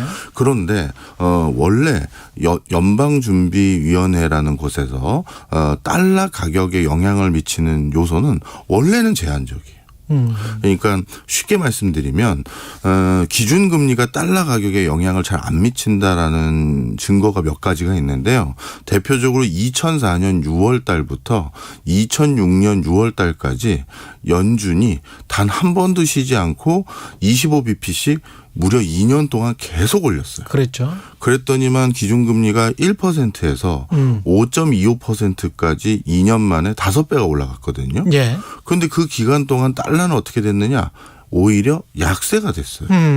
그 얘기는 무슨 얘기냐면 그렇게 쉬지 않고 5배 가까이 올렸음에도 불구하고 달러의 가격을 결정하는 거는 연준에서 기준금리를 조정하는 이런 인위적인 조치는 극히 제한되고 방금 기자님이 말씀하셨던 시장의 수요와 공급의 원리 그러니까 그 가격을 부여하는 그 시장 원리가 훨씬 더 힘이 크다라는 걸 알 수가 있거든요. 그렇죠. 그리고 실질적으로 지금까지 뭐 글로벌 금융위기 때든 뭐 여러 가지 경제 성장 과정이든 코로나19든 간에 지금까지 연준에서 인쇄기 돌려서 인쇄한 달러의 총량 중에 3분의 2가 미국 밖에 있어요. 그렇군요. 네. 그러니까 미국인들 바깥에 국제적인 거래니 뭐 안전자산으로 보관하고 있는 거니 이게 3분의 2가 되니 연준이라는 곳에서 뭐 통화량을 늘리고 줄이는 것만 가지고는 이제 달러 영향을 안 받는 거죠. 예. 그러다 보니까 당시 아마 연준의 직원분들은 학습을 좀 한 것 같아요. 25bp씩 올리는 거, 찔끔찔끔 올리는 걸로는 시장에 우리가 영향을 잘 못 주는 거구나. 이렇게 제한적으로 다음 회의 때 또 조금 올리고 연준의 회의가 매달 안 있을 때도 있잖아요. 예. 그러다 보니까 그 정도 시기열 정도로 올리는 건 이미 시장에서 다 대응을 하는구나. 그러다 보니 달러 가치가 이미 다 뭐 이렇게 우리가 영향을 못 미치는구나. 그때 아마 좀 생각을 많이 한 것 같고요. 예. 그래서 이번에는 외국 그 국가에 특히 신흥국들의 외화 자금이 지금 이렇게 급속도로 빠져나가는 게 뻔히 보여질 수도 있음에도 불구하고 그렇죠. 75bp, 뭐 이제는 뭐 100bp 얘기도 나오고 50bp, 뭐 예전에도 한 적은 있어요. 50bp씩 올린 적도 있는데 하여튼 이렇게 2단계, 3단계, 뭐 심지어 4단계 성큼성큼 하려는 이유가 자신들의 인플레이션 상황을 잠재우기 위해서는 이 정도 고강도로 회의 있을 때마다 2-3단계씩 할 수밖에 없다라는 인식을 글로벌 금융위기 전과 달리 지금은 해서 이렇게 하는 게 하나 있고요. 예. 자, 그러면 지금 제한적인 환율에 영향을 미치는 요소인 기준금리 인상 이걸로 1,400원을 왔다 갔다 지금 한단 말이에요. 우리는. 네. 그런데 우리나라보다 지금 다른 나라는 더 심해졌어요. 예. 뭐 예를 들어서 엔화랑 유로화 같은 경우는 엔화 같은 경우는 달러하고 엔의 환율 가치를 두 가지를 비교했었을 때 엔화 가치가 저점이 최근 24년 이래 제일 낮아졌어요. 예. 그다음에 또 다른 기축통화인 유로 같은 경우도 달러 대비 가치가 최근 20년 이래 가장 낮아졌어요. 그러니까 달러 말고 다른 기축통화인 엔화와 유로화마저도 20년, 24년 이 그 기간 동안 중에서 가장 낮은 수치가 왔는데 다른 나라 신흥국들의 화폐가 가치라는 거는 뭐 말할 필요가 없는 거죠. 근데 이게 참 희한한 게 저도 오늘 그 월스트리트저널 보면서 모든 나라의 주요국에 한국을 포함한 그 통화 가치의 상승과 하락을 봤는데 상승한 나라가 러시아, 브라질 이렇더라고요. 예, 맞습니다. 그리고 우리가 상당히 하단 쪽에 굉장히 많이 하락한 나라 쪽에 속해 있는 거는 사실인 것 같고. 중요한 얘기 해주셨어요. 예. 좀 전에 제가 기준금리라는 제한적인 수단으로 환율에 지금 이렇게 큰 영향을 받았는데 그 다음이 뭐냐면 이제 그 다음 쓰나미 같이 오는 게 바로 이제 시장 메커니즘이거든요. 예. 신흥국 입장에서는 강달러라는 건 자신들의 인플레이션을 더 유도하는 요인이거든요. 그러면 인플레이션을 유도하는 이 강달러 기조를 방어하기 위해서 오히려 달러에 대한 수요를 더욱더 늘릴 수밖에 없고 또 일부 세력들은 우리나라는 이 달러 기조 방어 못할 거야. 그래서 우리나라 화폐 가치는 폭락할 거야라고 베팅하는 세력들은 금융시장 그러니까 외환시장이 교란될 걸 걱정하는 곳은 가장 안정적인 시장이라고 할 수 있는 미국 시장으로 자금이 회귀해서 도로 들어가겠죠. 그렇겠죠. 그렇게 되면 이런 국가들의 환율은 훨씬 이들 국가들의 화폐 가치는 훨씬 더 떨어지고 네. 강달러, 킹달러가 아니라 슈퍼 킹달러까지 올라갈 수 있는 시장 원리가 훨씬 더 큰 건데 그건 아직 시작되기 전인 거예요. 그러니까 이게 될지 안 될지는 모르죠. 각 나라와 미국의 정책 기조가 이걸 대응하기 위한 뭐 통화 수합이라도 해줄지 그건 모르겠습니다만. 그렇죠. 자, 그런데 방금 얘기하신 거 이게 이렇게 될 가능성이 높다라고 보는 게 오히려 화폐 가치가 괜찮은 곳이 러시아, 브라질이라고 얘기하셨잖아요. 예. 그 두 국가들의 공통점, 거기 말고 다른 국가들, 환율을 잘 방어하는 국가들의 공통점이 자원 많은 나라들이에요. 자원 많은. 쉽게 얘기해서 우리 달러가 필요한 이유는 그 국가의 펀더멘탈이 유지되기 위해서 필요한 에너지를 사오고 먹을 거를 사오기 위해서 달러가 필요한 거지. 만약에 미국처럼 또는 러시아처럼 자급자족이 다 가능한 나라들은 굳이 저렇게 많은 뭐 달러 그럴 필요가 없거든요. 그래서 브라질이나 러시아 같은 경우는 그런 두 가지 요소에서 자급자족이 되는 나라들인 거죠. 예. 그러니까 화폐 가치가 방어가 되는데 그럼 우리나라가 왜 이렇게 크게 떨어졌느냐도 똑같은 관점에서 우리가 진단이 되는 거죠. 우리나라는 대외 개방도가 가장 높은 국가 중에 하나고 그 과정에서 그 개방도가 높아서 달러를 그렇게 많이 벌어오는 경제 구조를 선택했던 이유는 에너지원 살 달러를 벌어야 되고 그렇죠. 먹을 거 살 달러를 벌어야 되는 이유가 컸고요. 게다가 다른 신흥국들에 비해서 우리나라가 이렇게 원화 가치가 크게 떨어지는 이유는 대외 의존도도 높지만 두 번째로 자본시장 외환시장의 개방도가 완전히 되게 높아요. 그렇죠. 네, 거의 100%에 가까워요. 예. 사실은. 그러다 보니까 약간의 변화에 이제 외화 시장이 이제 밀물 썰물처럼 왔다 갔다 할 수 있기 때문에 변화폭이 큰 거죠. 근데 우리가 한 4천억 불 정도의 외환 보유고 가지고 있고 그러면은 뭐 IMF 그때 외환위기나 뭐 이런 거는 걱정할 수준은 지금은 아니잖아요. 아직은 아닌 건 분명합니다. 뭐 세계 외환 보유고의 9위 정도에 해당되고요. 국가 신용 등급도 견실하고 국채나 이런 채권 돌아가는 분위기도 그렇게 나쁜 건 아니에요. 근데 문제는 지금 환율이 올라가는 속도가 너무 빠르다라는 거죠. 속도가 너무 빠르다. 그리고 신흥국들이 가지고 있는 외화 보유량이라는 게 급격히 줄어들고 있어요. 국가마다 좀 차이가 있습니다만 지금 흔히 말해서 외환 위기를 우려해야 될 국가들이 매주 조금씩 늘어나고 있거든요. 저 밑에 아르헨티나부터 해가지고 이렇게. 맞습니다. 예. 뭐 터키도 지금 외환 보유고가 3개월치 결제 수단 정도밖에 안 남았다라고 하는 게 주말에 제가 또 하나 본 외신이었고요. 그러다 보면 전 세계적으로 자금이라는 게 굉장히 빨리 안전시장을 회귀할 수가 있어요. 그 과정에서 한국 시장에 대해서도 그나마 우호적인 시각으로 바라봤던 이유 중에 하나가 중국이라는 경제에 투자하는 걸 대신하기 위해서 한국 경제에 투자를 했던 그렇죠. 자금들이 있는데 네. 지금 중국 경제도 또 너무 안 좋거든요. 그렇죠. 그러면 그런 자금마저도 그런 거에 대한 기대치도 떨어졌기 때문에 우리도 그런 기조 속에서 많은 변화가 같이 일어나다 보면 지금 외화 보유가 얼마 있다라는 걸로 안심하기 어렵고요. 하나가 더 있는데 천연가스 가격이 우리도 이게 다 사와야 되는데 그렇죠. 가격이 너무 비싸졌어요. 작년 대비 거의 10배거든요. 저점 예. 대비 고점 비교하면. 그러다 보니까 우리가 지금 필요한 달러의 양도 올 겨울 또 내년까지 대비해서라도 더 비축을 할 수 있는 방법을 찾아야겠죠. 우리 실생활에 이렇게 환율 가치가 하락하면 우리가 가난해지는 거는 맞죠. 물가, 주식시장, 부동산 시장 다 지금 하락하고 있고. 네, 맞습니다. 물가는 올라가고 있고. 예. 가장 큰 문제가 이거 두 가지인데요. 일단 개인 차원과 기업 차원으로 나눠드리면 개인은 우리가 생활하는데 필요한 여러 가지 물건 가격들 이것들이 해외 원자재들을 활용해서 만든 것들이 많기 때문에 쉽게 얘기해서 물가가 더 올라가는 거예요. 그러면 내 실질적인 가처분 소득 월급이 내가 사용할 수 있는 그 범위가 더 제한되고 줄어든다는 얘기죠. 그렇죠. 그래서 개인들이 더 가난해진다라는 표현 맞는 것 같고요. 그다음에 두 번째가 기업입니다. 이게 더 중요한 문제인데 예. 많은 분들이 저한테 요즘 학교에서도 자꾸 학생들이 이걸 물어보더라고요. 교수님 정말 지난 학기인가 교수님이 얘기하신 환율 올라가면 수출 잘 된다고 교과서에서 그렇게 말씀해 주셨는데 예. 이게 뭐 어떻게 된 거냐. 자, 교과서에서 그렇게 되는 거고요. 실제는 어떻게 되냐면 강달러 기조가 됐었을 때 국제적으로 경기가 더 안 좋아요.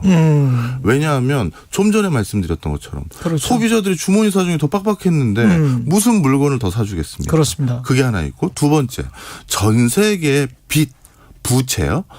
빚이라고 부르는 거에 40%가 전 세계 총 빚의 40%가 달러 빚이에요. 달러 빚이라는 건 기업이 달러를 빌려와서 달러로 갚아야 되는데 그렇지. 강달러가 된다는 건 대출이자가 훨씬 더 비싼 대가를 치러야 된다는 거죠.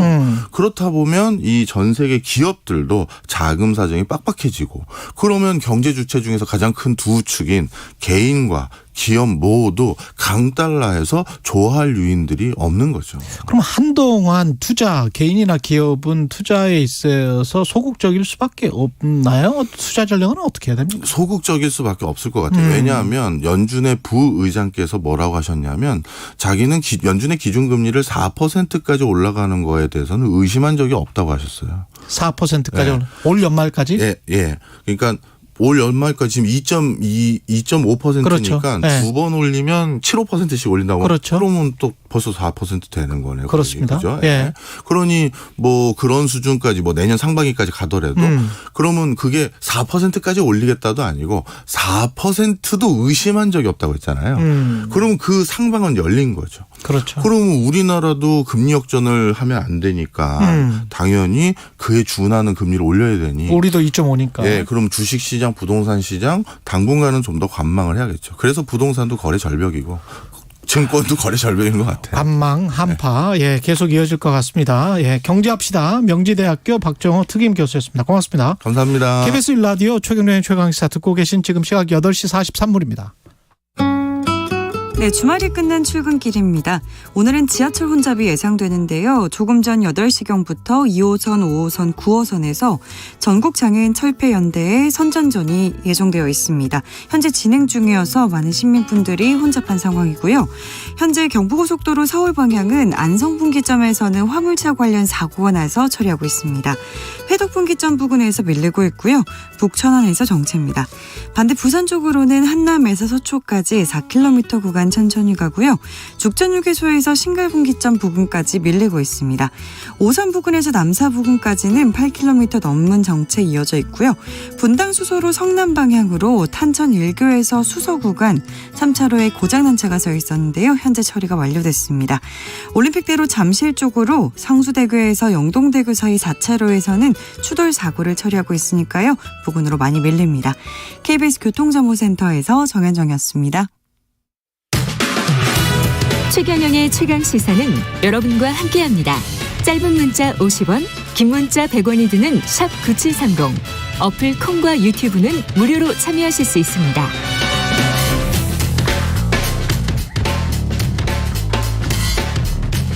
네, 3년간 수백 차례 스토킹 전화와 문자를 받고 경찰에 도움을 요청했는데 끝내 안 좋았습니다. 우리 사회의 구조적인 문제를 해결하지 않는 한 신당역 스토킹 살인 사건과 같은 참극 반복될 수밖에 없을 것 같은데요. 오늘 최강시사 텔레그램 N번방을 최초로 공론한 추적단 불꽃 출신의 정치인입니다. 박지현 전 민주당 비대위원장과 함께 이 문제 좀 짚어보겠습니다. 안녕하세요. 안녕하세요. 이게 막을 수 있는 범죄였고 지킬 수 있는 생명이었다 이렇게 말씀을 하셨었죠. 네. 어떻게 발생한 사건이라고 보세요? 사실 많은 여성들이 더 억울해하고 더 분노하고 좌절하는 것은 정말 막을 수 있었던 사건이었기 때문입니다. 이 사건이 일어나게 된 그런 기저에는 사실 좋아하면 좀 쫓아다닐 수도 있지라는 그런 굉장히 그릇된 남성 문화, 또 이제 여성은 남성과 동등한 위치에 있지 않다는 그런 잘못된 차별의식에 만든 비극인 거죠.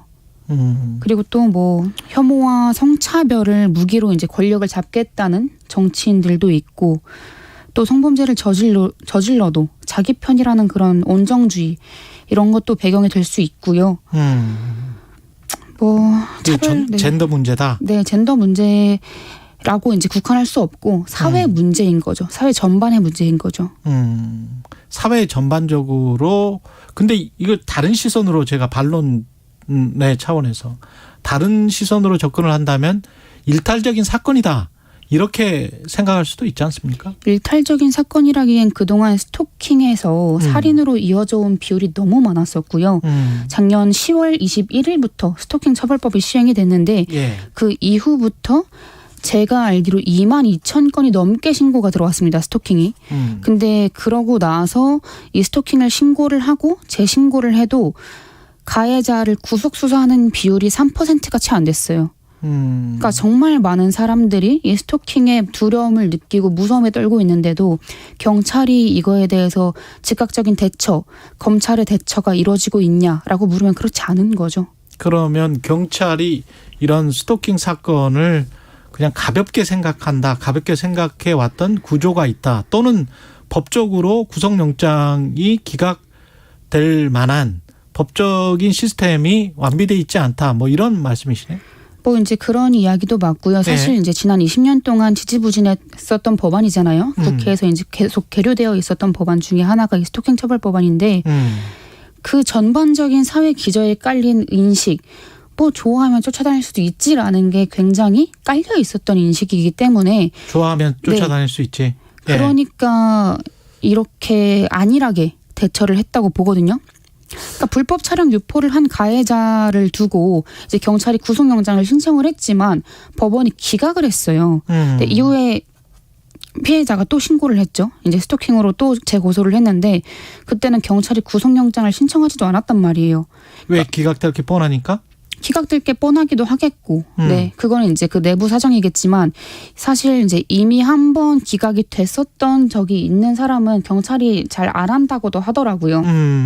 네, 구속영장 신청을. 근데 이제 그건 뭐 내부 사정이겠지만 이제 이번엔 하지도 않았으니까 이 경찰, 검찰의 책임이 너무 큰 거고. 경찰, 검찰, 법원도. 네, 법원도 책임이 너무 큰 거고. 판단을 잘못한 거 아니냐? 그럼요. 이거는 정말로 경찰, 검찰, 법원이 가해자 손에 칼을 들려준 거나 마찬가지예요. 피해자 보호를 하지 않고 가해자의 손을 들어준 거나 마찬가지입니다. 서울교통공사의 어떤 대처는 어떻게 생각하세요? 가해자가 회사 인트라넷 통해서 이제 피해자의 그런 이제 일하는 곳 근무지와 업무 일정을 알아냈다고 하더라고요. 예. 말도 안 되는 거죠. 이거 어떻게 알아냈지 이거를? 그러니까 아직 직위 해제, 그러니까 아예 그 판결이 나오지 않았다고 해서 직위 해제는 됐지만 판결이 나오지 않아서 이거를 계속 접속할 수 있다고. 회사 내부망에 접속을 할 수 있었구나. 네. 그러니까 이거는 정말 철저히 조사해서 이 서울교통공사의 책임도 아주 엄중하게 물어야 하는 부분인 거죠. 아까 정치도 말씀을 하셨는데 김현숙 여가부 장관은 여성 혐오 범죄로 보지 않는다 이렇게 이야기를 했거든요. 남성과 여성의 이중 프레임으로 보는 것에 동의하지 않는다. 일단 왜 그렇게 보지 않는지부터 그 이유에 대해서 전 좀 소상히 듣고 싶어요. 근데 이게 어떻게 여성 혐오 범죄가 아닐 수 있는지. 예. 이거는 여성을 대상으로 한 범죄일 수밖에 없는 게 불법 촬영, 스토킹, 그리고 이제 그게 살인까지 이어진 범죄예요. 이 신당역 사건에 조금이라도 책임감을 느낀다면 그런 식으로 발언을 해서는 안 됐던 거거든요. 이 여성 혐오 범죄라는 게 사실 원인을 정확하게 규명하지 않으면 해법도 나올 수가 없습니다. 근데 여가부 장관, 지금 김현숙 장관은 그렇게 이제 발언을 하신 거잖아요. 그러니까 이번 사건이야말로 정말 특정 성별, 또 이제 여성에 대한 구조적 폭력이고 여성 혐오 살인이라는 것을 명확히 규정을 할 필요가 있는 게 여성 혐오가 굉장히 여러 가지 형태로 나타납니다. 그러니까 여성을 남성이랑 이제 같은 인간이라고 보지 않고 뭐 여성을 되게 이제 일반적으로 이제 성적 대상화하는 것이 대표적이라고 얘기할 수 있겠죠. 근데 이제 일반적으로 같은 인간이라고 보지 않고 뭐 이런 말씀을 하셨는데, 네. 제가 이제 반론 차원에서 다시 말씀드리지만 그런 사람들이 많느냐, 일반적이냐 그런 것 같지는 않거든요. 제가 보기에는. 뭐 어렸을 때부터 우리가 들어본 말이 있잖아요. 예. 엄마나 이제 선생님한테 엄마 제가 나 괴롭혀. 선생님 제가 저 괴롭혀요. 이렇게 남자애들 괴롭히면은 예. 아이 제가 너 좋아해서 그래. 이런 말 저는 다들 한 번씩은 들어봤다고 생각을 하거든요. 제 나이 때도 그렇고. 그것과 인간으로서 인정하지 않는다. 그러니까 이제 설명을 드릴게요. 예. 그래서 이렇게 누군가 괴롭히고 하는 것이 조금 되게 자연스럽게 아 제가 날 좋아해서 그런가 하는 인식을 가질 수밖에 없는 그런 교육을 받아왔고, 그러니까 네 생각은 중요하지 않다. 내가 좋아하면 너도 나를 좋아해야 한다. 근데 이게 조금 더 이제 발전이 된 거죠. 그게 모두를 일반화시킬 수 없는 문제예요, 당연히. 그거는 그 가해자의 그릇된 인식이 이제 아예 살인으로까지 이어진 것인데, 그러면서 이제 나를 좋아하지 않으면 내가 널 죽일 수도 있다. 그러니까 이것이 바로 이제 여성은 남성에게 종속된 부속물이라는 생각이고, 이런 생각을 가지고 저지른 범죄가 여성 혐오 범죄인 것이죠. 예, 이번 사건은 분명히 그런 것 같습니다. 네. 그렇게 규정을 해야 될 것 같고, 민주당의 시의원도 아까 말씀하신 좋아하는데 안 받아줘서 그런 차원의 이야기를 이 사건이 발생한 다음에 해버렸잖아요. 네. 이런 생각을 가지고 있는 사람들이 꽤 있기는 있는 거네요. 예, 민주당 시의원도 좋아하는데 안 받아줘서 폭력적인 대응을 한 것 같다. 솔직히 말씀드리면 이게 그 지금 현재 권력을 쥐고 있는 그 나이 때 기득권 평균 인식일까 무섭다 이런 생각이 처음에 딱 들더라고요. 이 발언을 들었을 때. 네. 아 근데 그게 무슨 좋아하는데 안 받아주면 죽일 수 있다는 말인 건지. 그러니까 이거는 여성 혐오 발언이 명확하고요. 스스로 사퇴하지 않는다면 이건 당에서 정말 재빠르게 제명 처리를 해야 된다, 제명을 해야 하는 그런 사안이고 진짜 부끄러워해야 돼요. 그러니까 시민을 대표하는 사람이 시민 얼굴에 왜 먹칠을 하고 있습니까? 이거는 정말 민주당이 이게 여성 혐오라는 그런 사회적 재난에 맞서는 예. 정당이 맞다면 제명 처리를 하는 게 하루라도 빨리 제명 처리를 하는 게 맞다고 생각하고요. 어떻게 한 여성의 억울한 죽음 앞에 가해자를 더 걱정하고 두둔하는 발언을 할 수 있는 그렇죠. 것인지 예. 정말 저는 같은 당에 있다는 것이 치욕입니다. 그 윤석열 정부의 여가부 폐지 공약은 그 김현숙 장관이랑도 제가 인터뷰를 했었는데 아마 할 것 같아요. 왜냐하면 3개 부처를 나눠서 담당하는 게 낫다. 폐지하고 가는 게 낫다. 지금으로서는 안 된다. 이렇게 그냥 확정적으로 이야기를 했거든요. 어떻게 보세요? 이 여성 정책과 여가부 폐지 공약 양립할 수 있습니까? 그러니까 독립부서가 지금 이 업무를 담당을 해도 계속해서 여성 살해 사건이 발생을 하고 있는데 이거를 다 찢어서 나눠 놓으면 어떻게 되겠습니까? 그러니까 여성가족부처럼 성평등 전담 부처를 두는 것은 사실 세계적인 추세예요. 그러니까 성평등 지수가 이제 상위권 국가인 나라에서들도 이 성평등 부처가 다들 있고 190개국 중에 2020년 기준 194개국 중에 160개국에 이제 따로 전담 부서를 두고 있는 것으로 알고 있습니다. 그러니까 독립 부서를 당연히 두는 게 맞는 것이고 중요할수록 독립 부서를 둬서 그 사건에 대해서 총체적으로 이제 아예 관할을 해야 하는 건데 이거를 다 따로 나눠두면은 이거에 대해서 종속되고 후순위로 밀릴 수밖에 없는 게 저는 당연한 수순이라고 보거든요. 그러니까 폐지할 게 아니라 보완을 하고 강화를 해야겠죠. 오히려 성평등 지수가 낮은 나라이기 때문에 OECD 국가 중에서는 선진국 중에서는 우리가 낮은 편에 속하죠. 우리나라가 굉장히 낮은 편에 속하는 것으로 알고 있습니다. 그래서 오히려 이제 성평등 지수가 낮은 상황에서 하명을 해야 되는 게 아니냐. 뭐 그런 말씀이네요. 그렇죠. 근데 너무 지금의 이제 여가부의 뭐 비판을 하는 그런 부분들, 부족한 부분들도 있겠지만 그러면 부족한 부분을 채워놓고 보완을 해야지 그거를 왜 폐지를 합니까? 예. 그리고 이번 사건이 2016년에 그 강남역 사건 떠올리시는 분들도 많을 것 같고 같은 이제 직장에 있는 사람이 계속 노리고 있었던 거잖아요. 그렇죠. 예. 그래서 사회적으로 좀 법적으로 막을 수 있었어야 될 것 같은데 정치권에서 어떤 역할을 해야 될 것 같습니다. 그렇죠. 이제 일단 계속해서 지금 얘기가 나오는 게 반의사 불벌죄 조항을 이제 삭제해야 된다라는 거죠. 그러니까 피해자가 원하지 않으면 처벌을 할 수 없다라는 그런 내용을 이제 없애자는 건데 가해자들이 이 법을 잘 알고 있기 때문에 피해자에게 계속 연락을 해서 얼른 뭐 고소지를 취하를 해달라, 합의해달라. 이런 식으로 이제 연락할 빌미를 만들어주는 내용이 포함된 거예요. 근데 이게 처음에 법안 제정을 이제 할 때부터 계속해서 얘기가 나왔던 건데, 그래도 일단 지켜보자 라면서 냅뒀던 거거든요. 근데 이게 지켜볼 부분이 아니었던 거죠, 사실. 근데 이 반의사 불벌죄 삭제 같은 경우는 지금 뭐 어제 오늘 기사 보니까 정치권에서 좀 빠르게 추진을 할 것 같긴 하던데 그것보다 저는 피해자 보호 조치를 조금 더 챙겨야 한다고 봅니다. 남해순 의원이 발의한 내용이 있으니까요. 듣겠습니다. 박지연 전 민주당 비대위원장이었습니다. 고맙습니다. 감사합니다. 9월 19일 월요일 최경영의 최강시사였습니다. 고맙습니다. 증가하던 코로나19가 진정세를 보이고 있지만 코로나19 중환자는 줄지 않고 있는데요.